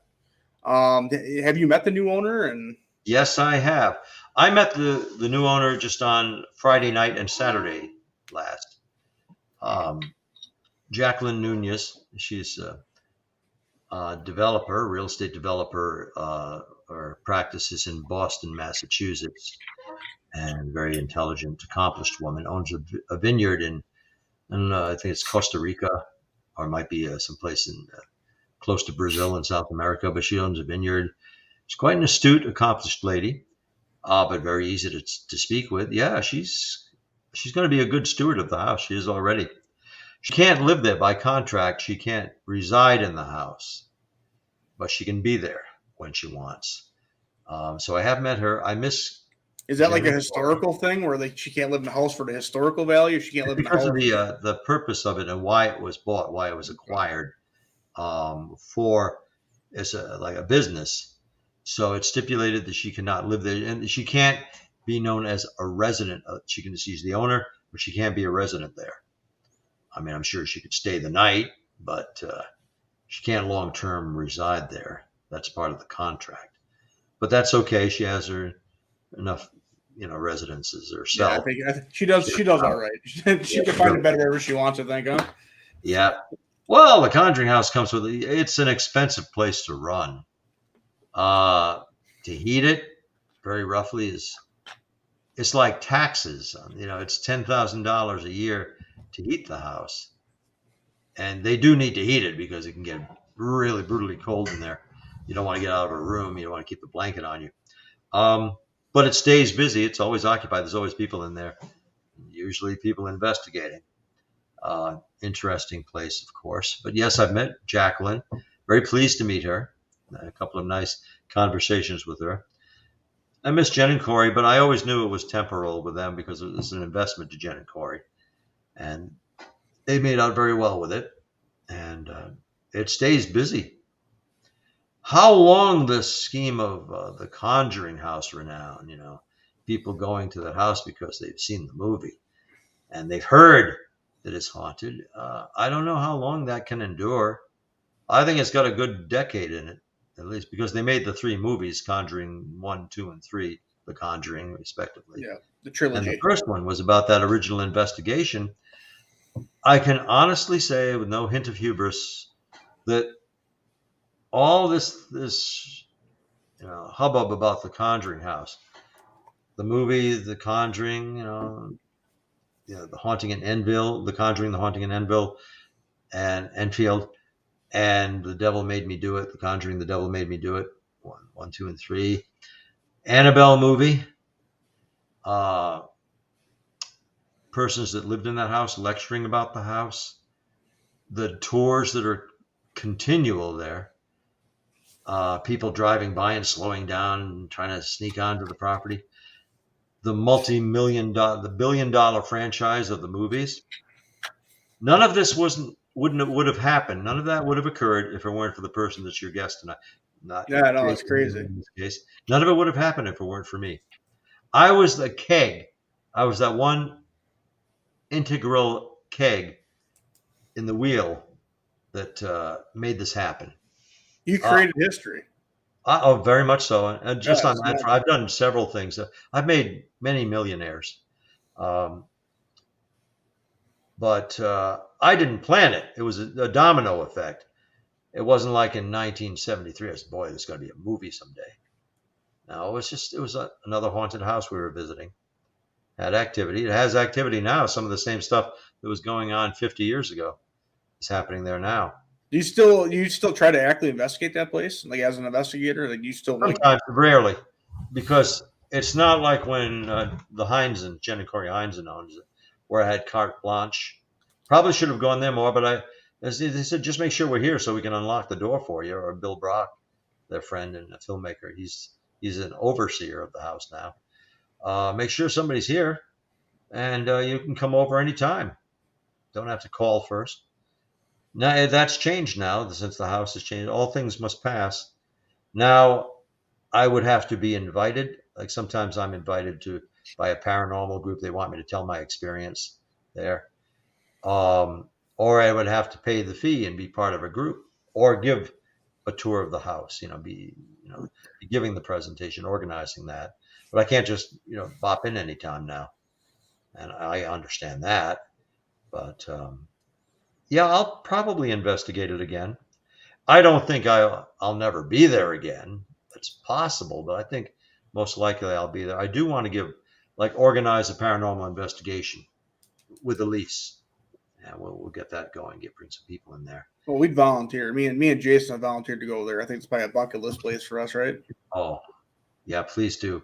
Come there and support me, encourage me whenever we can arrange that. I'd probably run. Oh man, I recently went to Waverly Hills Sanitarium in Louisville, Kentucky. Yes, I have not been there yet. And it's always been like one of those bucket list places for me, because that's bucket list. So like me as a kid, the first time I ever seen like hardcore paranormal evidence was the thermal camera with Jason and Grant on Ghost Hunters on the 3rd floor.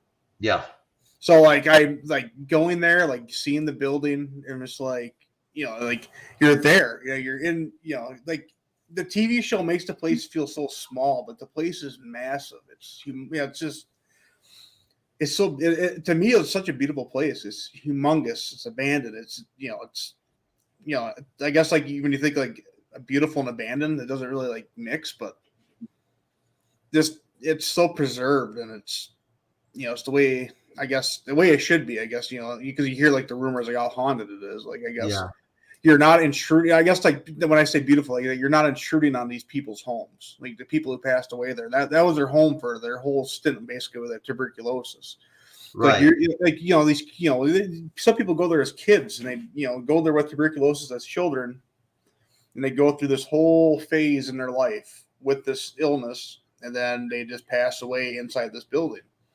So that was their home, and that was their life, and I guess that carried through me. I guess going through there, like that was part of the beauty of the Waverly Hills. Like you got to kind of feel like you have to feel like the inner story. And the guides are amazing. Like they'd show us because they don't post all their evidence they get online because they don't want people to tamper with it. But like if you go there, get a guided tour, they show you what they've caught.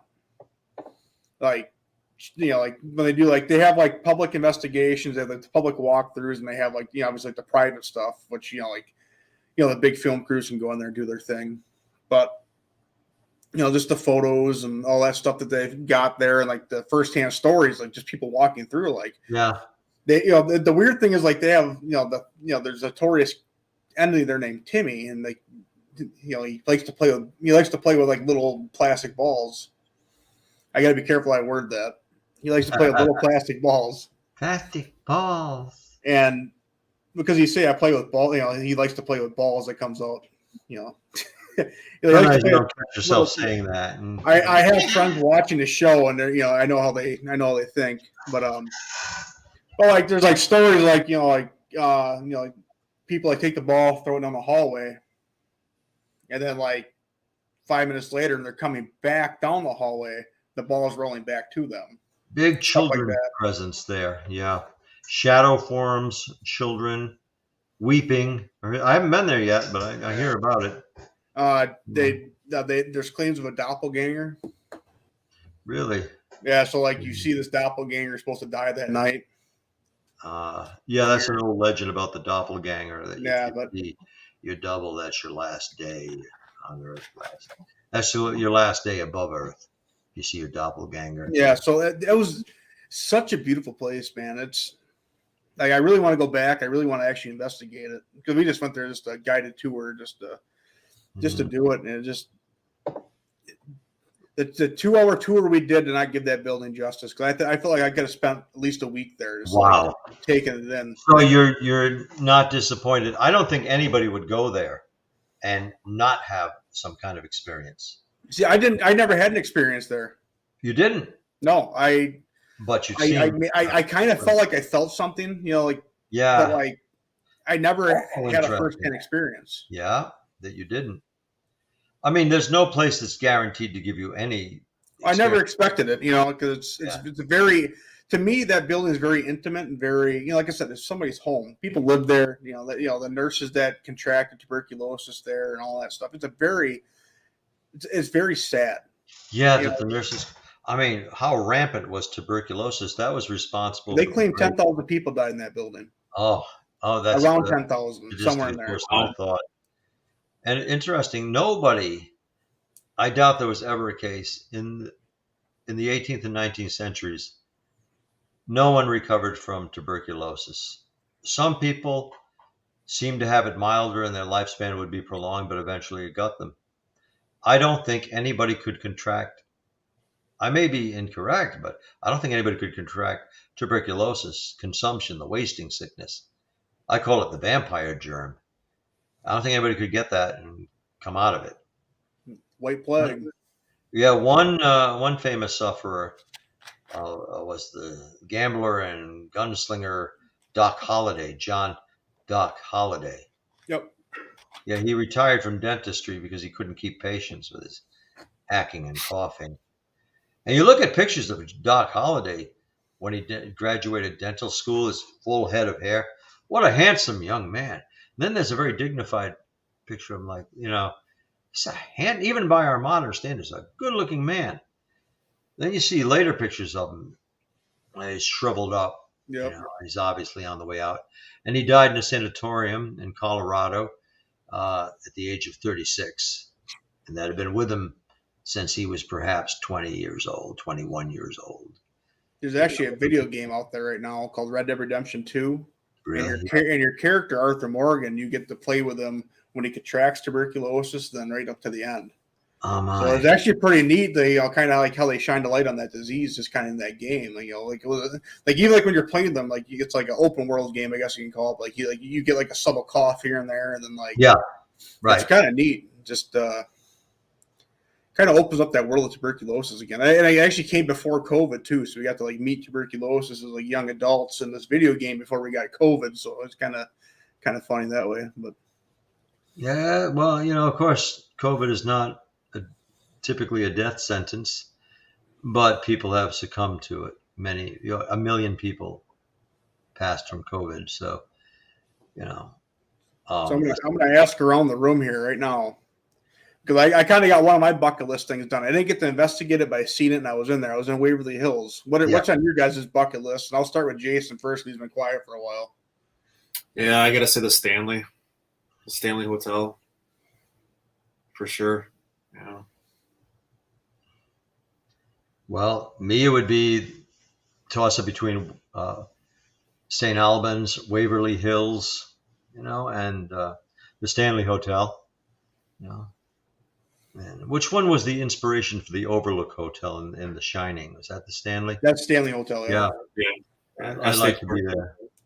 One of those places. I've been to the Lizzie Borden house a number of times, 4 times, and I've been to Maplecroft house, which was Elizabeth Borden's second residence for the second half of her life.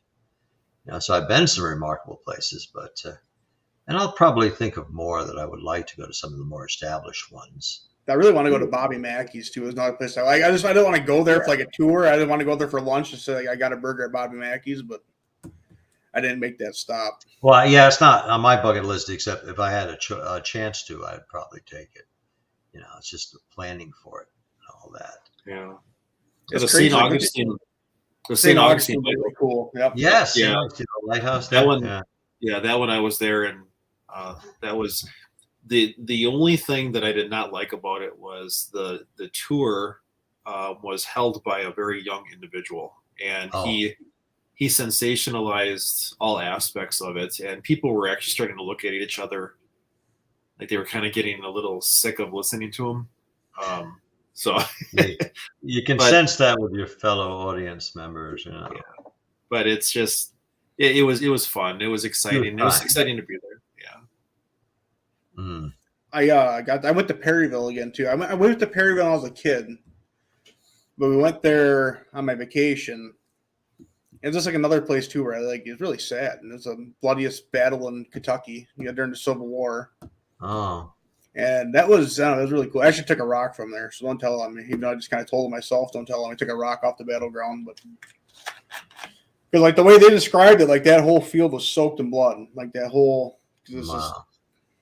But I couldn't imagine, man. That's because they still have all the bodies of Confederate soldiers buried on the field, like on where the battle took place. They had a mass grave. So, I mean, just all the just the emotional energy that probably came out Yep, of it. it lingers. Yeah. It becomes part of the land. Oh yeah, because it's like they said too, like on the grounds too, like it's limestone and all that stuff. So if the theory of limestone is true, as in like it holds energy, I mean that would be a perfect place for it to kind of. It's like Gettysburg, it's just one of those places where Creates a natural battery. Yep. Through principles we don't fully understand, and it can project a spirit, and sometimes that spirit will notice its living observers and react accordingly. It's called a lemke when a spirit replicates a living person. You think it's a solid person, then they leave something behind, like a paper wrapped magazine for a rifle that would have looked new, but was produced during the Civil War era. Or like the lead bullet, like the lead pelt that could still be in the ground and all that stuff. Well, I mean, it's a battery there. It's memory. And there's, blood was thought to be the life force, because when you lose too much blood, you lose the life force. There's an old lore about how how demons were created. At least some echelon of demons was the Nephilim, which were the giants of the Book of Enoch, and they're hinted at in the biblical book of Genesis, and enough evidence has been found to support that there was a race of giants in ancient times upon the earth. When I say giants, I don't mean 6'6". I mean we're talking about 8 foot, 8.5 feet specimens, sometimes 9 feet tall, and they think Goliath may have been in the Bible. He was a Nephilim because he had a double row of teeth and extra digits on his hand. So, sign of the Nephilim. Nephilim means the plural, the fallen ones. And they say when they were slain by men, they were eventually exterminated because they were a menace, that their blood seeped into the earth, the soil, and the vapors from that blood arose and begat demons, a race of demons. I kind of like that myth. It's interesting. So your theory, does that predate like the Gigantopithecus? Did that predate that? No, it would be after, because there was a hominid, a species and different offshoots of it. Homo erectus was living on the earth, who was our immediate ancestor. Homo erectus was extant on the earth at the time Gigantopithecus was, these giant apes. Yeah, so they're not ancient. Well, in a sense they are. They predate modern humans. Where the Nephilim came from, I don't know. I think they were real. The origins can be debated, but there were, and that's murky and nebulous, but there were giants on the earth. Like it says in Genesis, there were giants on the earth in those days. Gigantopithecus, they eventually died out because their food source, the bamboo, became scarce because of changes in climate. But yeah, there were these giant apes. Gorillas are pretty rugged specimens. The biggest gorilla ever documented in modern times, it was actually measured, was 6 feet tall, but that's unusual for a gorilla. A male adult gorilla usually is 5'2", 5'5", and very bulky and very powerfully built. One specimen reached 6 feet tall, but then again, they don't usually stand up straight. But to think of these Gigantopithecus, which might, have, engendered Bigfoot, as we call it now, Sasquatch. These were, how tall did they get? 9 feet tall was common for them. Yeah, I believe so. They reached 12 feet tall. That's a great ape. That's just think of these things. And these were real. They haven't found a complete skeleton, but they found molars and parts of a jawbone, so they can gauge what this thing was. I thought they recently found a skull of the Gigantopithecus. I'd have to look that up. I'd have to see what Dr. Jeff Meldrum has written about. See, I remember I used to work nights. I used to listen to Joe Rogan all the time. I'm pretty sure they found a skull of one.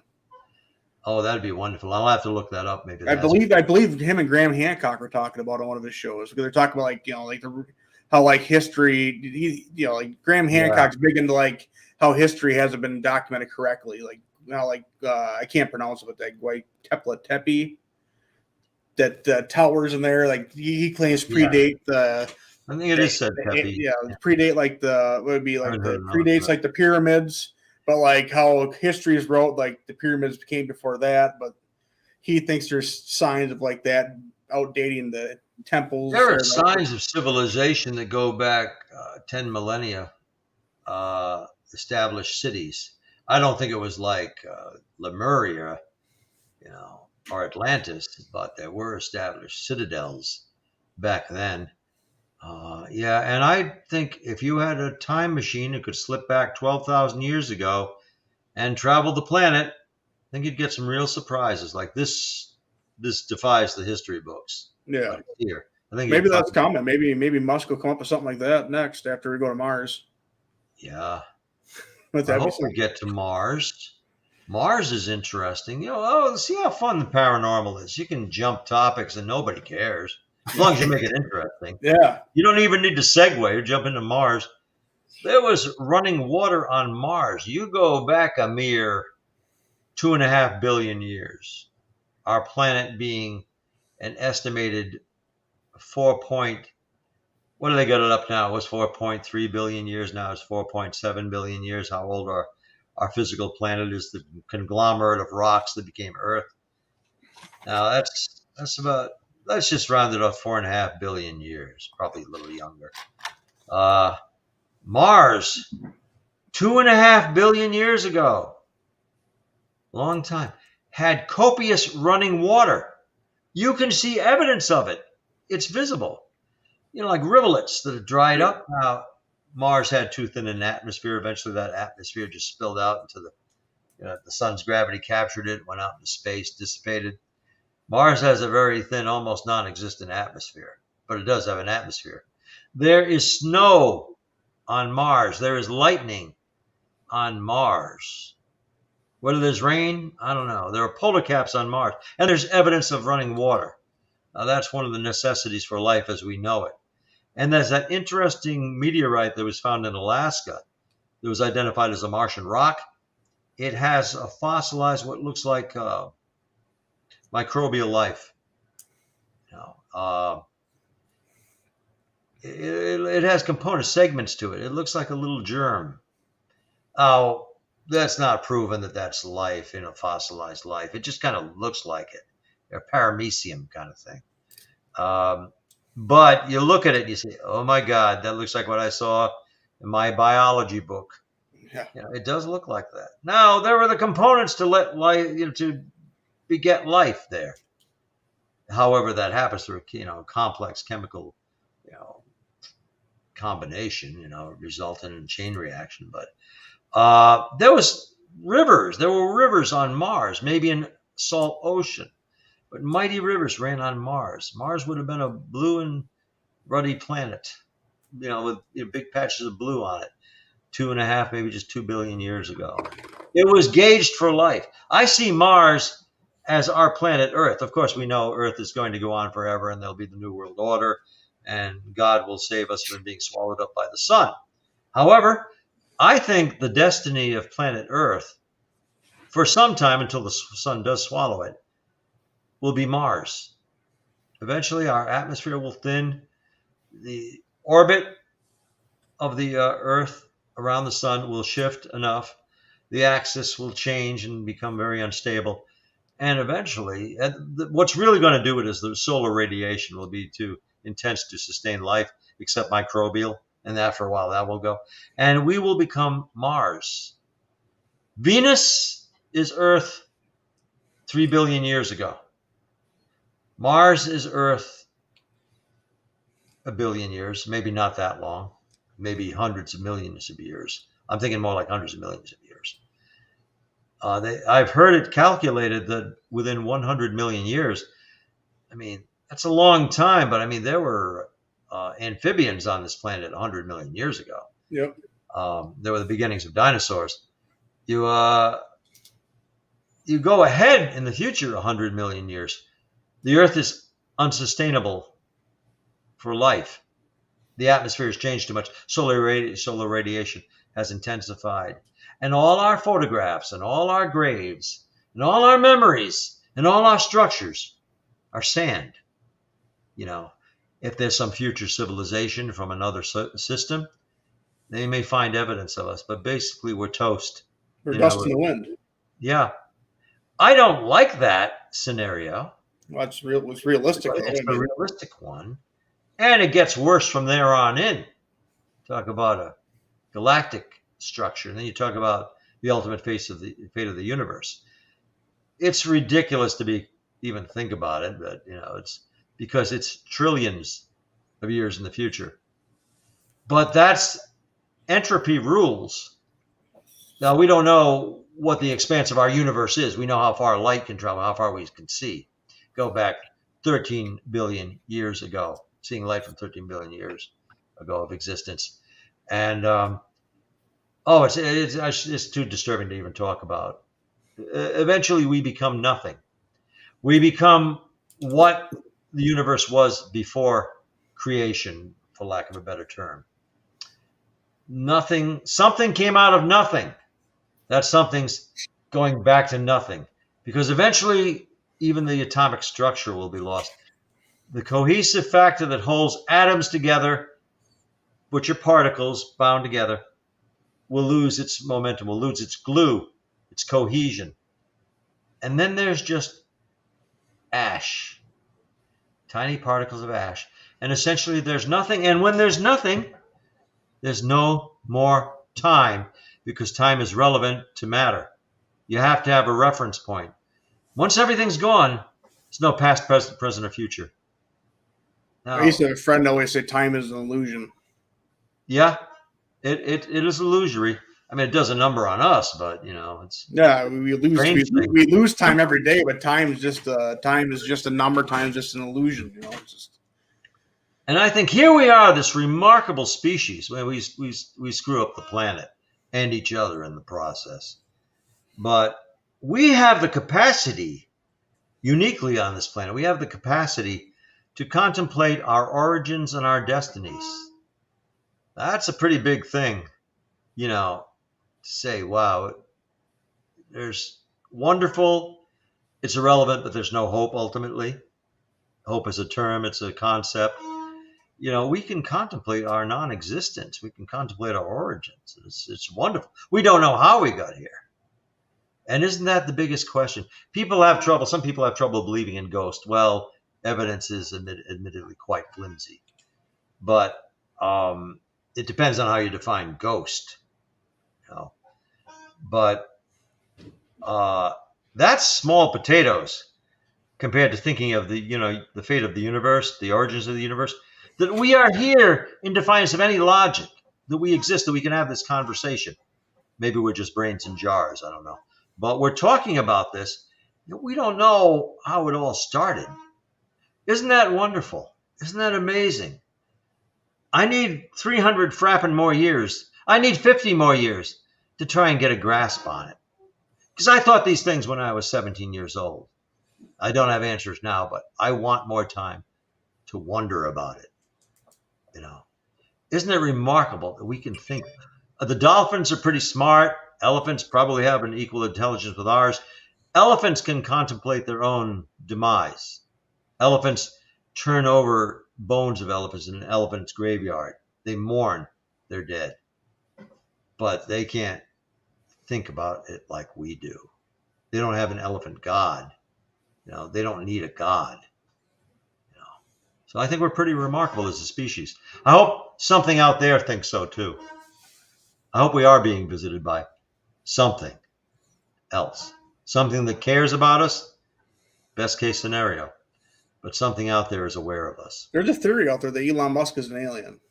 Yeah, well, that would explain his great and vast intelligence, the far-reaching of his Well, it's not brain. even that. There's a photo that came out with him on his yacht and how pasty white he is. I know it. He's got that farmer's, white, farmer's tan, but he's like that all over. Well, like you look at it, like it's not like a normal white. That's a white of a guy who sits in his office all day and tries to think of better change in the world. Well, Yeah, what has he accomplished? He's made himself very wealthy, and he went in space. Of course, you might get a different opinion on him from Elise, my paranormal partner, because she drives a Tesla. So he's great. You know, I think it's just as just him he's as a he's human. innovative. His Yeah. ideas, he's amazing. Like the Well, no, he does. He's a brilliant man, but he has the luxury of being brilliant. I think, far-reaching thoughts. My mind goes to the far edges of the universe, but nobody cares. Well, maybe you care because I'm talking about it. I care. Thank you. That's why I'm here. And Jason cares too. Absolutely. But that's the way my mind works. It's just so fascinating. I can't be I can be very distressed and very unhappy and very scared, but I cannot be bored because of the brevity of life. Because what the mysteries we're exploring through paranormal research, it's full of speculation, but that's great. We're using our brains. Has ghosts been proven? I think it has been proven that they're a ghost. I personally think that's irrefutable. You can say a ghost is not and is something, whatever. Maybe it's the souls of people, the remnants of once living human beings, as many of them appear to be. But we have not proven a lot to ourselves. I think it's established they're a ghost. Does that give us eternal life on them? No, but, they're a ghost around. And what encourages me, feebly, is that ghosts have personalities. Some of them talk amongst themselves, and we record them. What the heck does that? What makes that happen? I think there's just so much trauma and history in the human race for something not to be there. I mean, like it's not like somebody's home, but like you look like these like I mentioned, like Perryville, Waverly Hills. Yeah. I mean, like, has anybody actually like investigated Auschwitz, places like that? Like, just imagine how crazy active that place could be. Or people get some haunting feelings there, but they know what history transpired there. Yeah. There was a remarkable episode of the Rod Serling's The Twilight Zone. Now, Rod Serling, he was a soldier in World War I, and he visited the emancipated concentration camps and was very traumatized by that. And he was of Jewish origin. There's one, I think it was probably the best episode of The Twilight Zone, where a former commandant, he was a Nazi, he goes back to a concentration camp, and he finds one person still there, dressed as a prisoner. He's a prisoner that he, under his rule, under his stewardship of that concentration camp. And he's startled to see this emaciated prisoner, but he said, and he remembers his name, "It's good to see you here. We should have a drink and talk over old times." And there's this, not music, but an eerie wind blowing through the buildings throughout the episode. And he says, he excuses himself. He says, what I did, I had to do for the fatherland. I was a soldier. And the shade of the prisoner says, "You were not a soldier. You were a butcher." And he says, "You should be dead." He said, "Wait, you are dead. I killed you." And then he sees all around him the prisoners looking at him in their tattered prison clothes.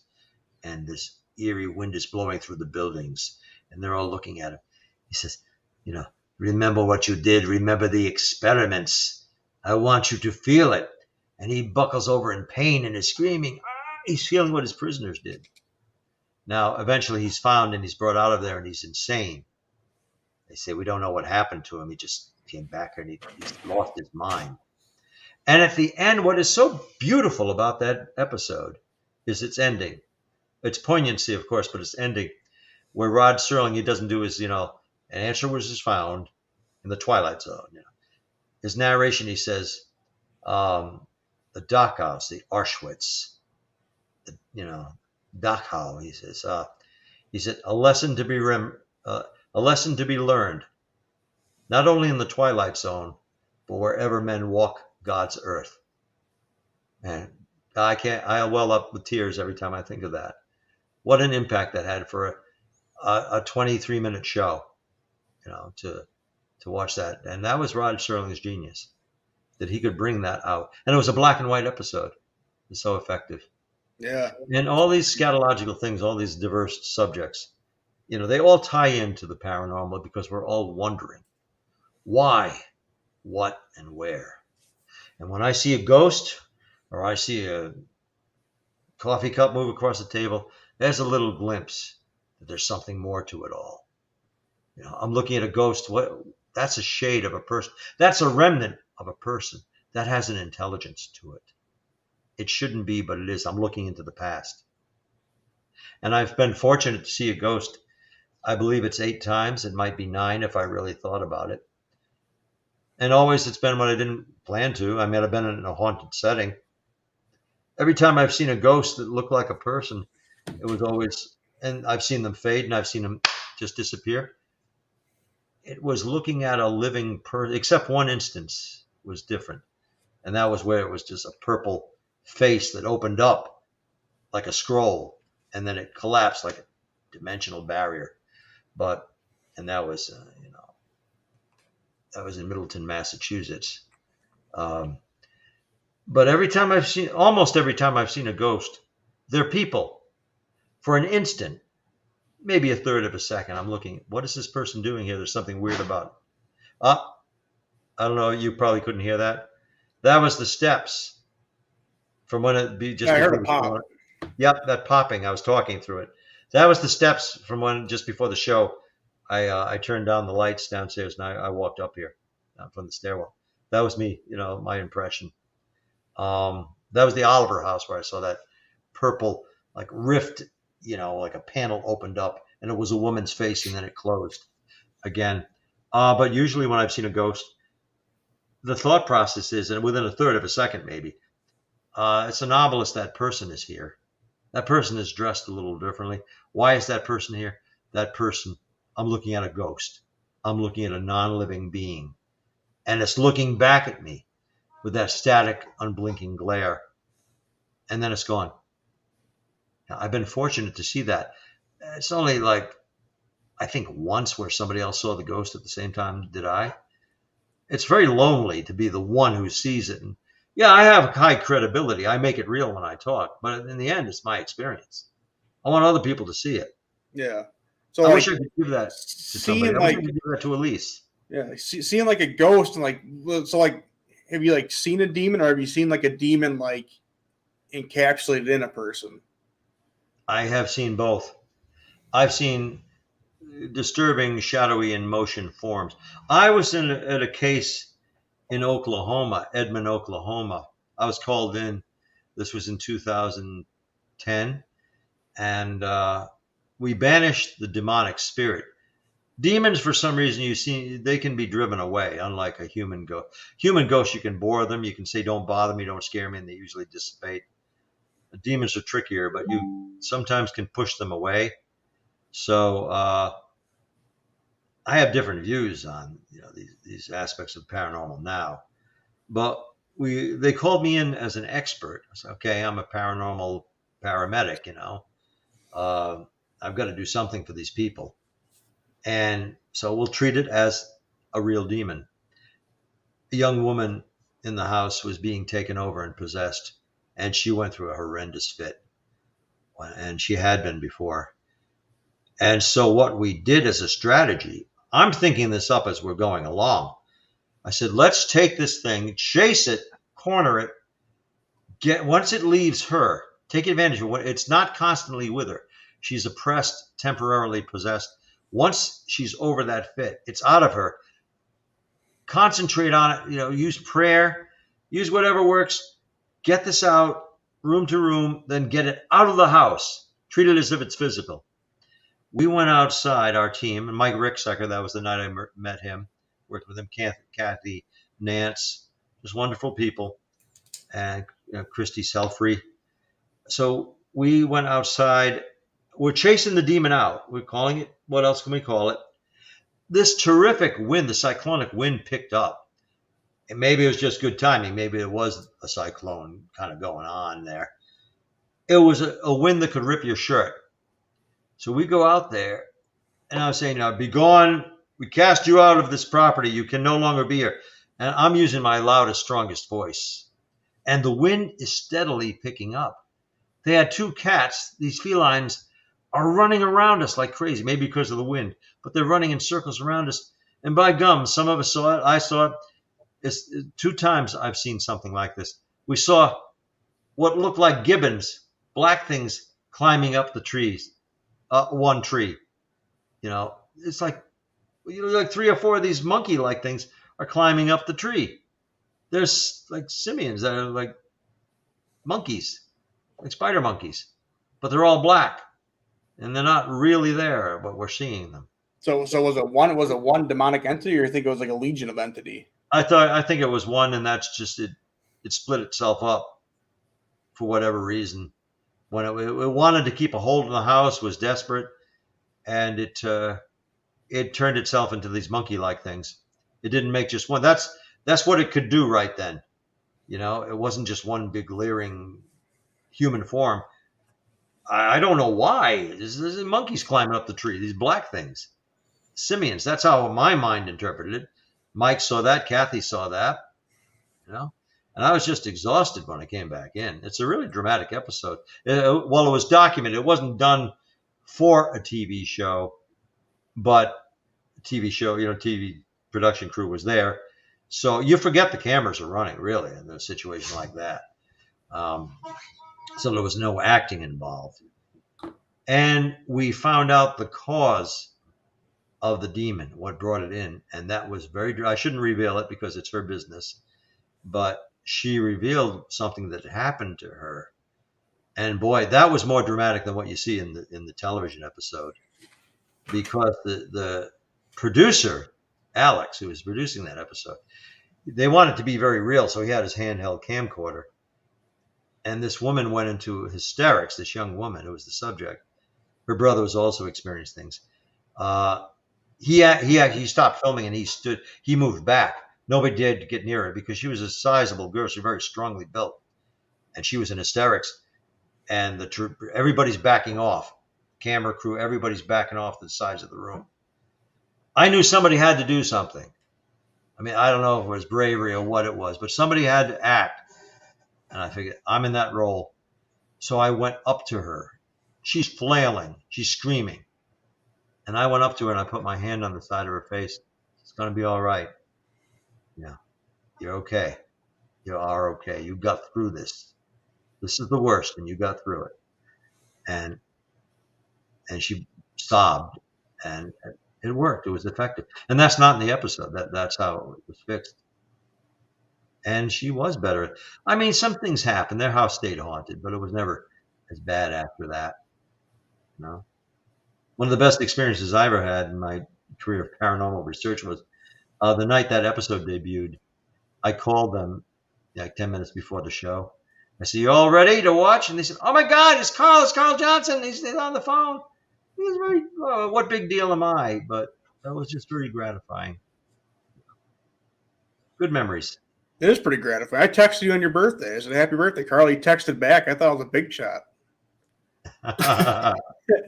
Thank you. Yeah. Jason, have you ever had any what you thought was a demonic case? Well, the closest thing that I thought maybe was arguably along that lines was a gentleman who we later found out suffered from PTSD from World War II. Wow. And he committed suicide in his car in the garage with the carbon monoxide. And we caught him on the recorder. And not only did we catch him on the recorder, we heard him out loud in the living room. And there was people who would stay up in the apartments. This is over a business. There's people who would stay at the apartment, and they wouldn't stay long because of the things that were happening, and rightfully so. And this man was so loud that he bellowed out this yell, this scream, and that's all it took. That was all it took. And it was me and another investigator. We went downstairs and we were like, "Did you guys hear that?" And they said, "No, we were almost asleep down here because it was so late." So we thought that maybe it was along that lines, but nothing like that. It's about the closest thing maybe that we thought was maybe evil. We found out that was just a mass grave. It was people that passed away from diphtheria, and they just piled everybody into this one mass grave. And the gentleman who owned the property said they lifted up this gigantic concrete slab, and that's where all the bones were, just piled on top of each other. So, and there was a lot of history as far as what they would hear, what they would see, and people would thought, well, these are demons coming up out of the land, and they would see them at night, and we just obviously we concluded the fact that when you have so much death, that sometimes all that energy can be mistaken for something along that lines. But Yeah.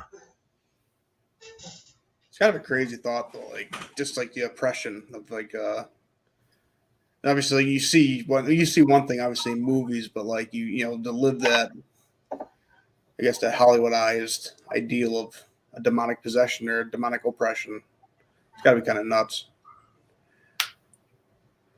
Yeah. Yeah, and I think Carl can contest to the fact that this isn't an everyday thing. I mean, it's few and far between. This has got to be about as rare as spontaneous combustion, right? I mean, yeah. I mean, you're going to have these cases, and you got to be ready for it. I've got, like I said, I got one case right now that is, I think, beyond kind of my expertise per se, or my ability to help out. Well, you got the guy right here. You can ask away. We were talking about teaming up here. I mean, come on, man. Right.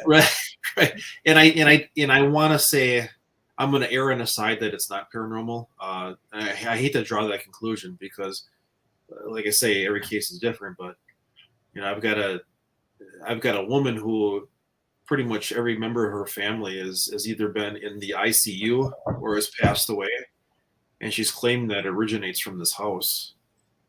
And it's one of those things where I want to help, but and Carl, it's one of those things because we meet so many people, we're around so many different people, and when you have somebody that when you listen to them talk, it's kind of like, are they looking for attention? Is their psychological mind almost too dangerous for me to be a part of? Yeah. You don't know until you're in the fray. Yeah. You don't know what the result's going to be. You know that person wants to be listened to. Right. I mean, I want to be listened to. I get into these, I become tangential, and I say how great this all is, how interesting, but going on and on. But somebody that's in distress about their situation, you so want to help them. And sometimes, I think you can attest to this as well, Jason, sometimes you feel your energy spilling off into them. They're getting stronger. You're getting kind of, I just want to get this over with. Yeah. But they're benefiting from it. You're helping them. I think there's an actual physiological process where your aura actually is feeding theirs. They're the ones in distress and need of help. But you don't know really until you're into it how long a session's going to be, how much you can be of help to that person. Yeah. You just feel compelled to help them. Yeah, something and it's and not everybody is a good fit. It's right. It's one of those things where it can be beyond your control. So. Yeah. But I think on that note, we've gone for almost two and a half hours. I feel like we could continue to talk about this all day because I learned so much from both of you guys that it's just it blows my mind. Now, is all this going to be? I mean, are you going to edit it? Is it going to be pretty much what we've said here? I'm just going to take it. I take the show, I copy it, and I post it. So just pretty much as it is. If somebody wants to stick with it, I think its content has been sufficiently interesting for somebody to stick with it. Yeah. Because we just, we go from topic to topic to topic. We're converted. I'm good at that. I think I'm good at ADD. That's just how I operate. Yeah. It was how we talk, Yeah. Push my button, and I've got this excellent co-guest, Jason. And, well, I think we should do this again. We should do this again around Halloween. We should just. Yep. Have me back. Well, prepare for it to spill over by an hour to an hour and a half. Yeah, I guess, Nebraska boot man's still here and he loved it. So Okay, Yeah. good. Yeah, there was a gentleman by the name of Art Bell, and Carl, I know you know who Art Bell is. Yes. And Art Bell was instrumental, and he was just radio, and he was instrumental in having people on, and I think he had the Warrens on, if I'm not mistaken. I think he You did once, yeah. Okay, and this is when I was a cop. I used to listen to him, and I'd work third shift. That's And right. I'm You're not not gonna a young guy. no No. I'm coming up with before his successor, George Norrie. yeah. I used to listen to Art Bell and third shift, and when we were done with the drunks and stuff, and it was this quiet time from like probably like 2:30 a.m. until whenever. Art Bell would come on, and he had guests on that had caught EVPs. Now, in today's world, a lot of times when you hear an EVP, people are just kind of like, yeah, okay, whatever. You manipulated that, and we have to have a lot of shock value in today's world now. Yeah.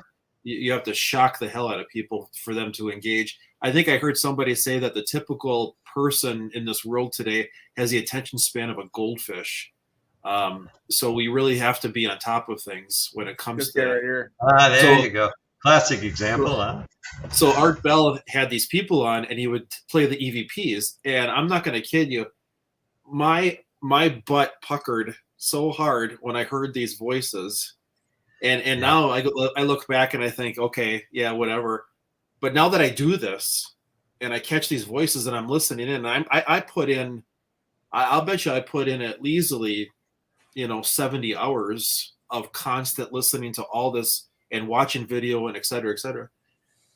It still gets to me to this day. So to kind of let the audience know, when they do watch this or they're watching now, it wouldn't be the worst idea to maybe, for me, for instance, maybe Carl wants to as well, is maybe just have people hear something, have people see something. So while they're with me, I can show them my screen, turn my camera to it, and they can see that REM pod, the response when I did shave and haircut and stuff like that. So, yeah, it's worth maybe exploring for people to have a little something extra with this.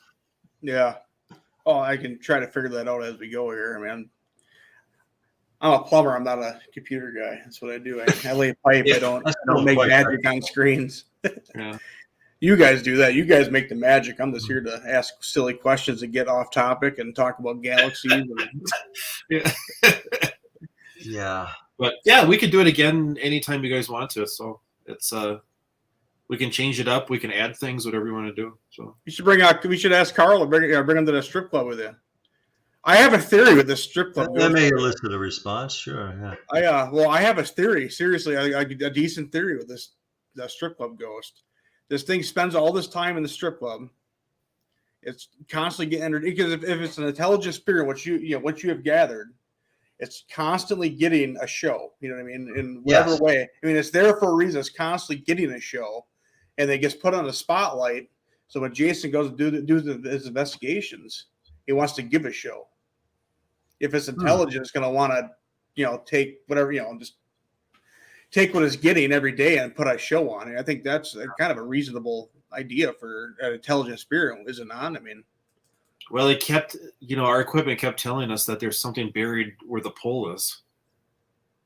I mean, of all places in this gigantic building, it's telling us that there's something buried underneath the stage. Now we did go under the stage because it kept telling us, I'm like, okay, we got to go underneath there. And it's all dirt.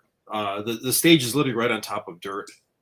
And, about the only thing that I know about it as far as history is it used to be a supper club in the 70s. So it was owned by an elderly couple who had control of it for a very long time.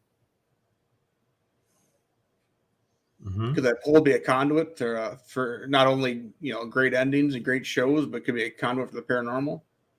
You never know. I mean, let's face it.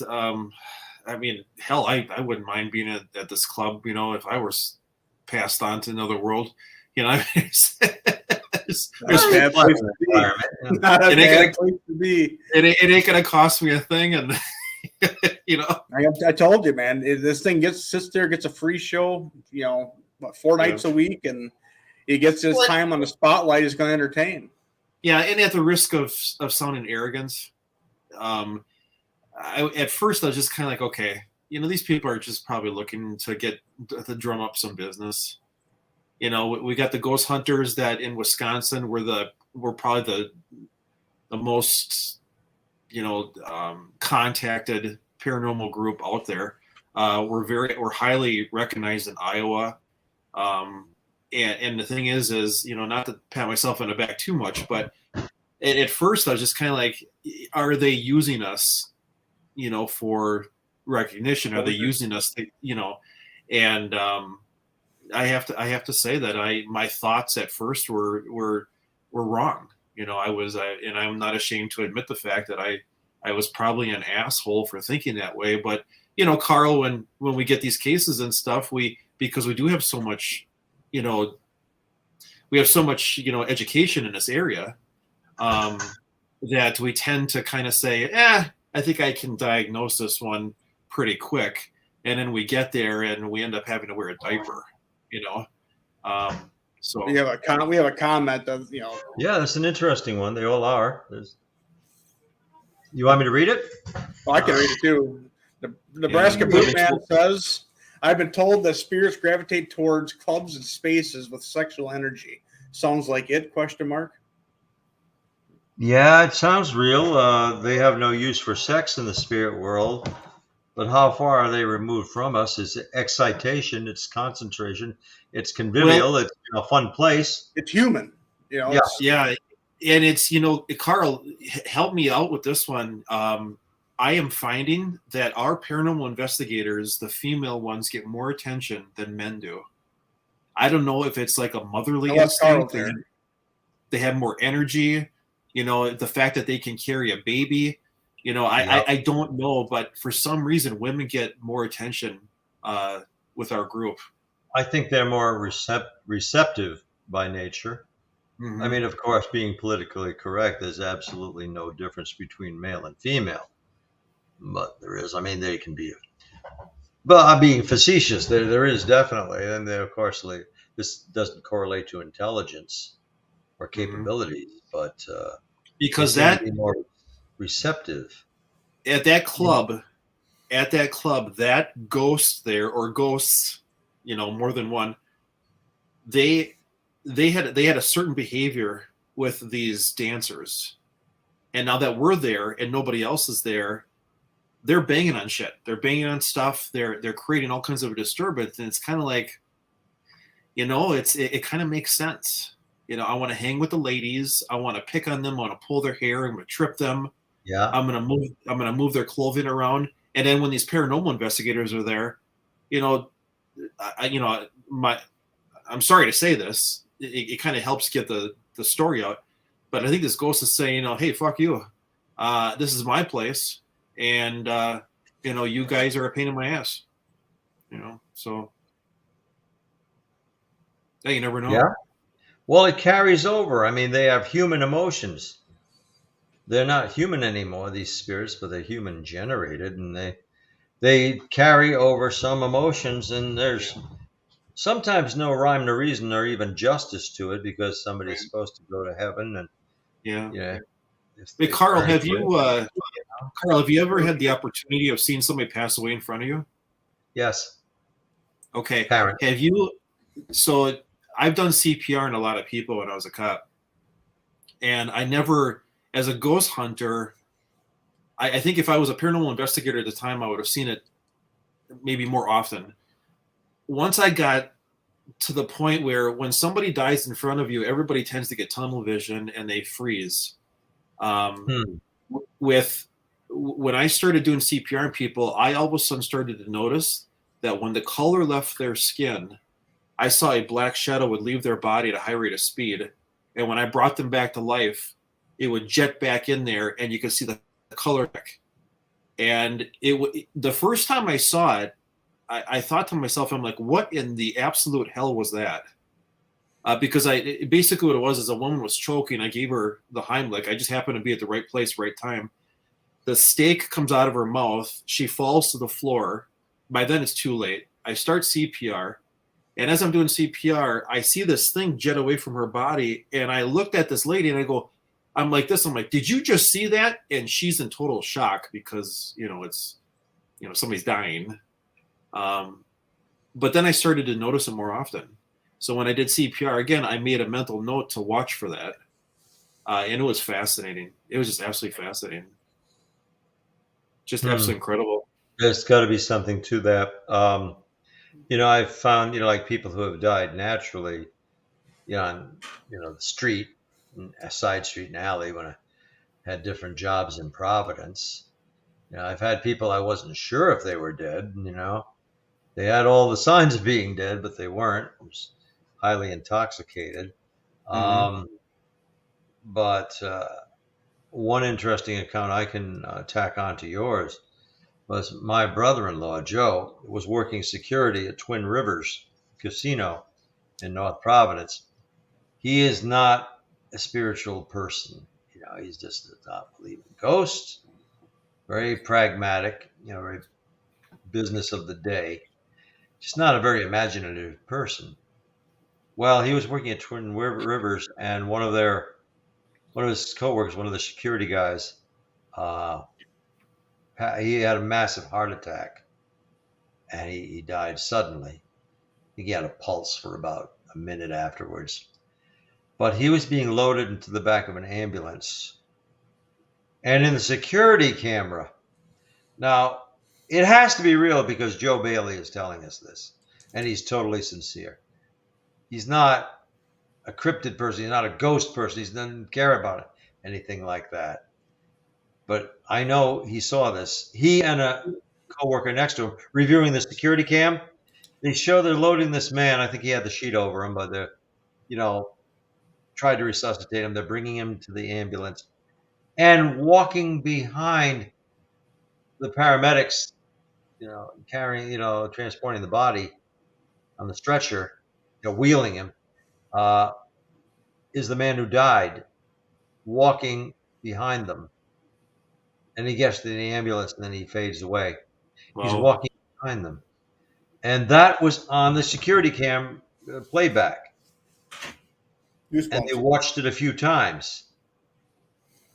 The next day they went to watch it and the image wasn't there anymore. The man, it wasn't there. The ghost wasn't there anymore. But they know they saw it. Yeah. It didn't leave a lasting impression on the film. Interesting as heck. What's the principles behind that? But your story made me think of that. Your accounts. Yeah. It's amazing that you saw something black. Maybe in a dimmer light that would have been brighter, but you saw something like a black form shoot away rapidly from the person, and then when they were brought back, came back. Obviously, she's on the floor, so she looked more stretched out as opposed to an actual, apparition or figure. Right. She looked more stretched out, like she was shooting across the room, the floor. And when I brought her back, I could see her eye. She kind of went, oh, like this, and as she went like that, I saw it come right back into her body. Wow. And I will never forget that day, because I'm like, you know what? The next time I do this, I have to watch for this. I really got to watch for this. But I've interviewed nurses over at the Racine, in the city of Racine.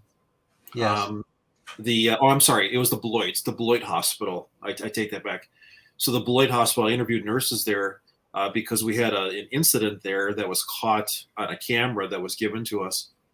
And according to the nurses and the doctors, they said straight out, they were like, oh, you're not telling us anything new. We see shadow figures all the time. In fact, our policy is that when somebody passes, they have to open up the blinds for the soul to leave. That's in their policy book. Wow. So they deal with this all the time. I mean, it's just, as a ghost hunter, you almost think to yourself, would it be worth my time to hang out at a funeral parlor and interview people? Would it be, feasible for me, behoove of me, to go to an ICU unit and hang out? I'm sure that there's HIPAA violations galore, but especially nowadays. But it's interesting. I hope you do it, because I won't have the nerve to. I'm not. I don't want to be that intrusive. I do, and I don't. Something that's happened with loved ones very close to my great grandfather and my father, and my mother. Was a lightning, you could call it. It's palpable. The room suddenly gets very much brighter, and it's these persons I had known all my life up till then. You feel them there. Because with my mother, father, and my mother, my father, not in that order. It was my great grandfather, then my father passed, and my mother just nearly 3 years ago. And yeah, you feel they're there. It's comforting. It's strange, and you wish you could share that with people. And my sister felt the same thing, Yeah. But yeah, something like that. Other people's experiences. I didn't feel. Well, I did feel kind of strange right when my mother passed. It felt lighter. It felt like she was there. The room didn't look any different, but we did feel that she was there. There's so much sadness and tragedy attached to that event. Yet, it's beautiful moments too. My sister reacted very badly. And they say that when people pass, there's a cognizance, like some minutes of awareness that, they know. And if my mother heard what transpired, I hope she could understand that my sister was very distraught, because she went into a bad scene. But yeah, there was, you do feel things, and you know it. It's palpable. It's hard to describe, Jason, and then Louis. Yeah. But you know when it's happening. That's one thing. It's one thing that I've learned in talking with nurses, hospice. They say that about, I think it's a month. They said that seems to be the common number, that you start seeing shadow people before you're going to pass on, and it's about a month beforehand. And it's interesting because before my grandfather passed away, he started seeing shadow people and butterflies, and he was crying because he's crying to me, and he goes, Jason, he says, I'm seeing these things and it's scaring the hell out of me. He goes, and I think people are going to think I'm crazy, but I'm seeing butterflies and people standing around me. And he goes, and I don't get it. And he was dead within a matter of 2 weeks then. So it's, it's a fascinating world, and I'm glad we're part of it. Yes, isn't it though? My father saw a woman in white. So unlike my dad would not believe in a ghost. There was nothing to that. There was heaven and hell, and that was it. Not anything in between. But his last day, the day before he died, that night, he saw a woman in white, and he was very rational telling us this. He saw a woman, very matter of factly, saw a woman, bright woman in white in his room. Maybe an angel helping him transport, Right. Turn over to the next life. But yeah, people have remarkable experiences. And for a podcast, it's a good topic of discussion is spirit guides, for sure. I mean, you could literally talk all day and every day about who you think your spirit guide is. Because I've had people tell me in their dreams, I saw a person that looked like this, and they told me I'm their spirit guide or what have you. It's, it's an endless amount of material. So. Well, when I had that COVID, I know we got to wrap up here, but when I was, my point. I already got the next show name, so I next show is Next Life of Carl and Jason. There you go. I wrote it down right. You said the Next Life. I was like, yeah. Well, if we get a transcript of these shows, we'll have our first book that Jason and I co-author. But when I was stricken with COVID, I had some rough times. I mean, it was scary because I didn't know it would be resolved. There's no voice saying, you're going to get over it. It's okay. I was pretty isolated because, didn't have my mother, didn't have anybody except a landlady who was not very caring, and,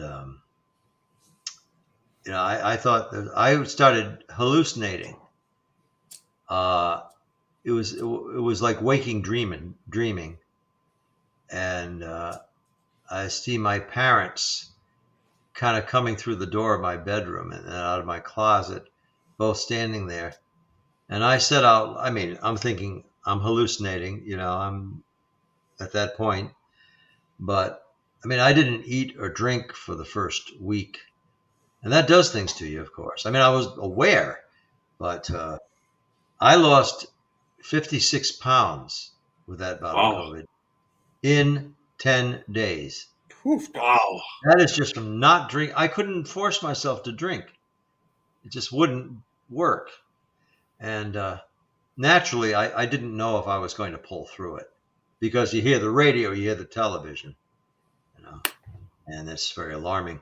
But I started to see my parents, and I said, I love you guys so dearly. I don't want to see you now because I'm afraid of what it means. Yeah. Yeah. It's not now, But I pulled through it. It was just a rough time. But I didn't. It's the not knowing that's bad, and the Well, and that's just that. Yeah. yeah.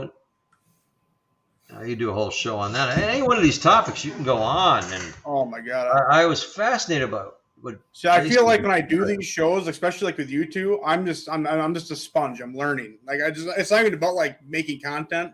This is all educational for me and hopefully for everybody else listening. It's amazing. Listen to you guys talk. I think there's a layer of love and compassion in this broadcast. Not everybody picks up on it because there are some seriously rotten people out there. The human mind is capable of so much malice.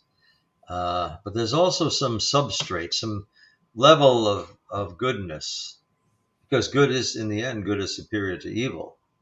And I think there's out there. I think people under certain duress, they find that, they tap into that, and there's just a beautiful love. And I haven't been compassionate enough with people. I wish I'd done more good for people. I mean, I've done some pretty, as I'm sure Jason has, and I'm sure you have, Louis. I've done some remarkably good things for persons. I've saved, I don't know, I think I can't count anymore. It's like almost how many ghosts I've seen. I think I've actually literally saved somebody's life 7 times. I just happen to be at the right place at the right time. And it's remarkable what sometimes we do, putting ourselves in harm's way to save a stranger. But I can't pat myself on the back because there are sometimes I could have reacted and didn't because it was inconvenient, because I was timid, because I said, what are the consequences of what I'm going to do? But yeah, I feel like karma's real. I mean, you can say you want, karma's a real thing, and it's, no matter how you look at it or how it transpires in your life. I mean, I feel like if you do something good might happen to you. I mean, that's how I always kind of transcend doing good things, or obviously like the Beard Club I'm in. I mean, we try to do our best to help people out, and on the backside of it, maybe we get more recruits and keep on doing better things. Just one of those things. Mm-hmm. But on that note, we will do this again soon, hopefully. Okay.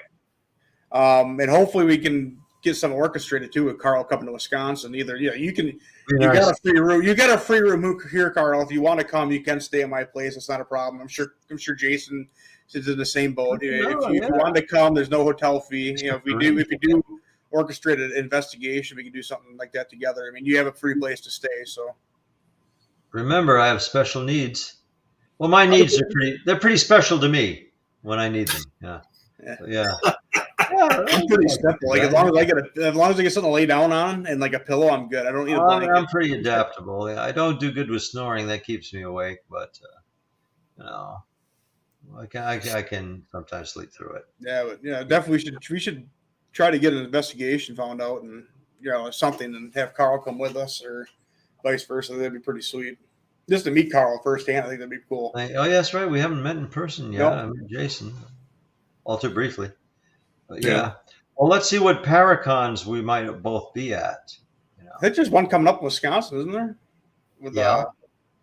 I can't remember who's there, but I think there's just 2 of them. There's one always in Menominee, and there's always one in I think it's over by you, Jason. Madison? No, I think it's Fond du Lac area. Oh, Fond du Lac? Yeah, I think Adam Bell. I think Adam Bell's going to be there. Okay. Yeah, Yeah, I'm Adam not as Bell. mobile. I was a presence at the conferences last year and this year. I mean, some of last year and this year. But my partner was James Anito, and we had duodemonology. And quite abruptly, James moved on and dissolved duodemonology. I mean, I can't say I was super disappointed in that, but as a result, I don't travel as much because he's sturdier than I am in some ways. He can do, and I'm there to keep him awake because he would continually fall asleep at the wheel. And but we'd go places, we'd end up places, and he went a lot. And I said, "Oh no, like a 14-hour drive," and it was every bit that both ways. Yeah. But my legs cramp up. I think I'm going to lose the circulation. I might lose my legs. I mean, because it would feel like that. They'd go numb. But I'd get to go more places. I'd be on the roster, and it's not like that anymore.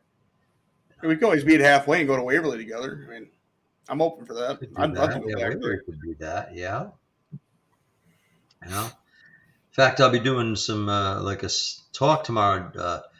One of the speakers will be James Anito, and Mike L. King. He's actually hosting it, and Elise has too much going on to be part of it because it's turning from like a talk about wine. She's got to keep you out of trouble too. Elise is my guardian angel. Yeah, I don't agree with everything that she says or does, but when I don't agree with it, it usually turns out she was right. And yeah, but because it's becoming more of a comedy act, she said that's not what I'm there for. People want to find out what I do and why I do it. I will tell them, but I'm not going to stand up there just for jokes. I've got far too much to do with my time. She keeps busy, and yeah, Elise is my bodyguard, by the way. Yeah, she is. Somebody's going to make sure I don't trip down the steps. Well, she's. I hope she's not listening to this part because she doesn't like me to talk about. But she's a very experienced martial artist, a very accomplished martial artist, and with 8 years of training, steady training, not sporadic, and into many different disciplines. She's licensed to carry arms, and she's getting a private detective license. She has a background. She's worked for police departments, and she's pretty stable. She has a BS degree in criminal justice. But I was never afforded such opportunities, and by the time I was in my mid-20s, I'd pretty much given up on formally furthering my education. But I do on my own, of course. I'm, self-educated as well. But Elise is my bodyguard. She's her brain is younger.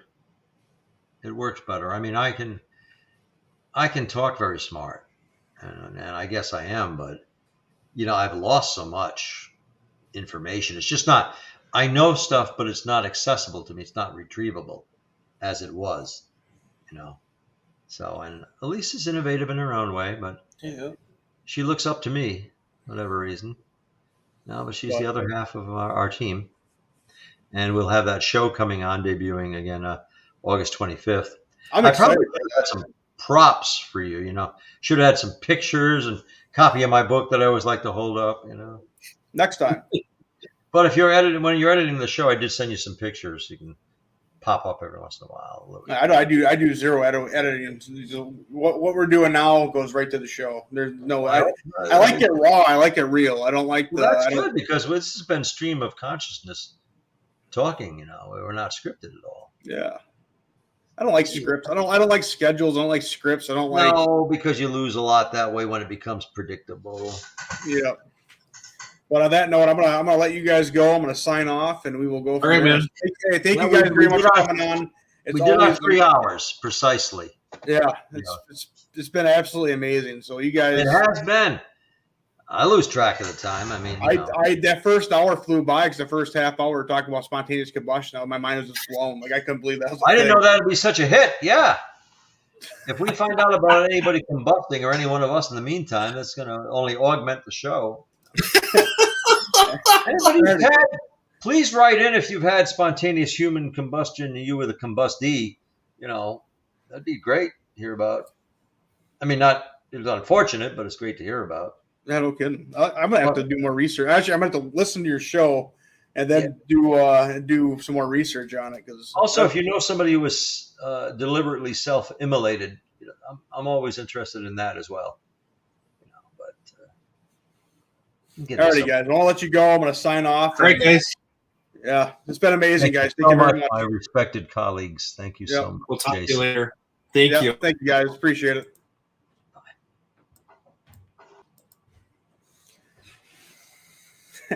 All right, guys. That was Carl L. Johnson and Jason Bertram. Amazing guests as always. I always have an absolute blast talking to those guys. It's such meeting these guys has been such a, well, even like, I have Carl's number. I text him happy birthday. Getting to know these guys have actually been like, even Jason too, like just absolutely humbling. These guys are scholars of their profession, and they are, I guess I look at Carl and Jason, like role models and like a field I kind of want to get into. So, thank you guys all for listening. It's been about a 3-hour show, so I got to sign off at that rate. I got to put a septic tank in tomorrow. So, thank you guys for listening. And as always, the show is Pure Steel and Sex Appeal. So,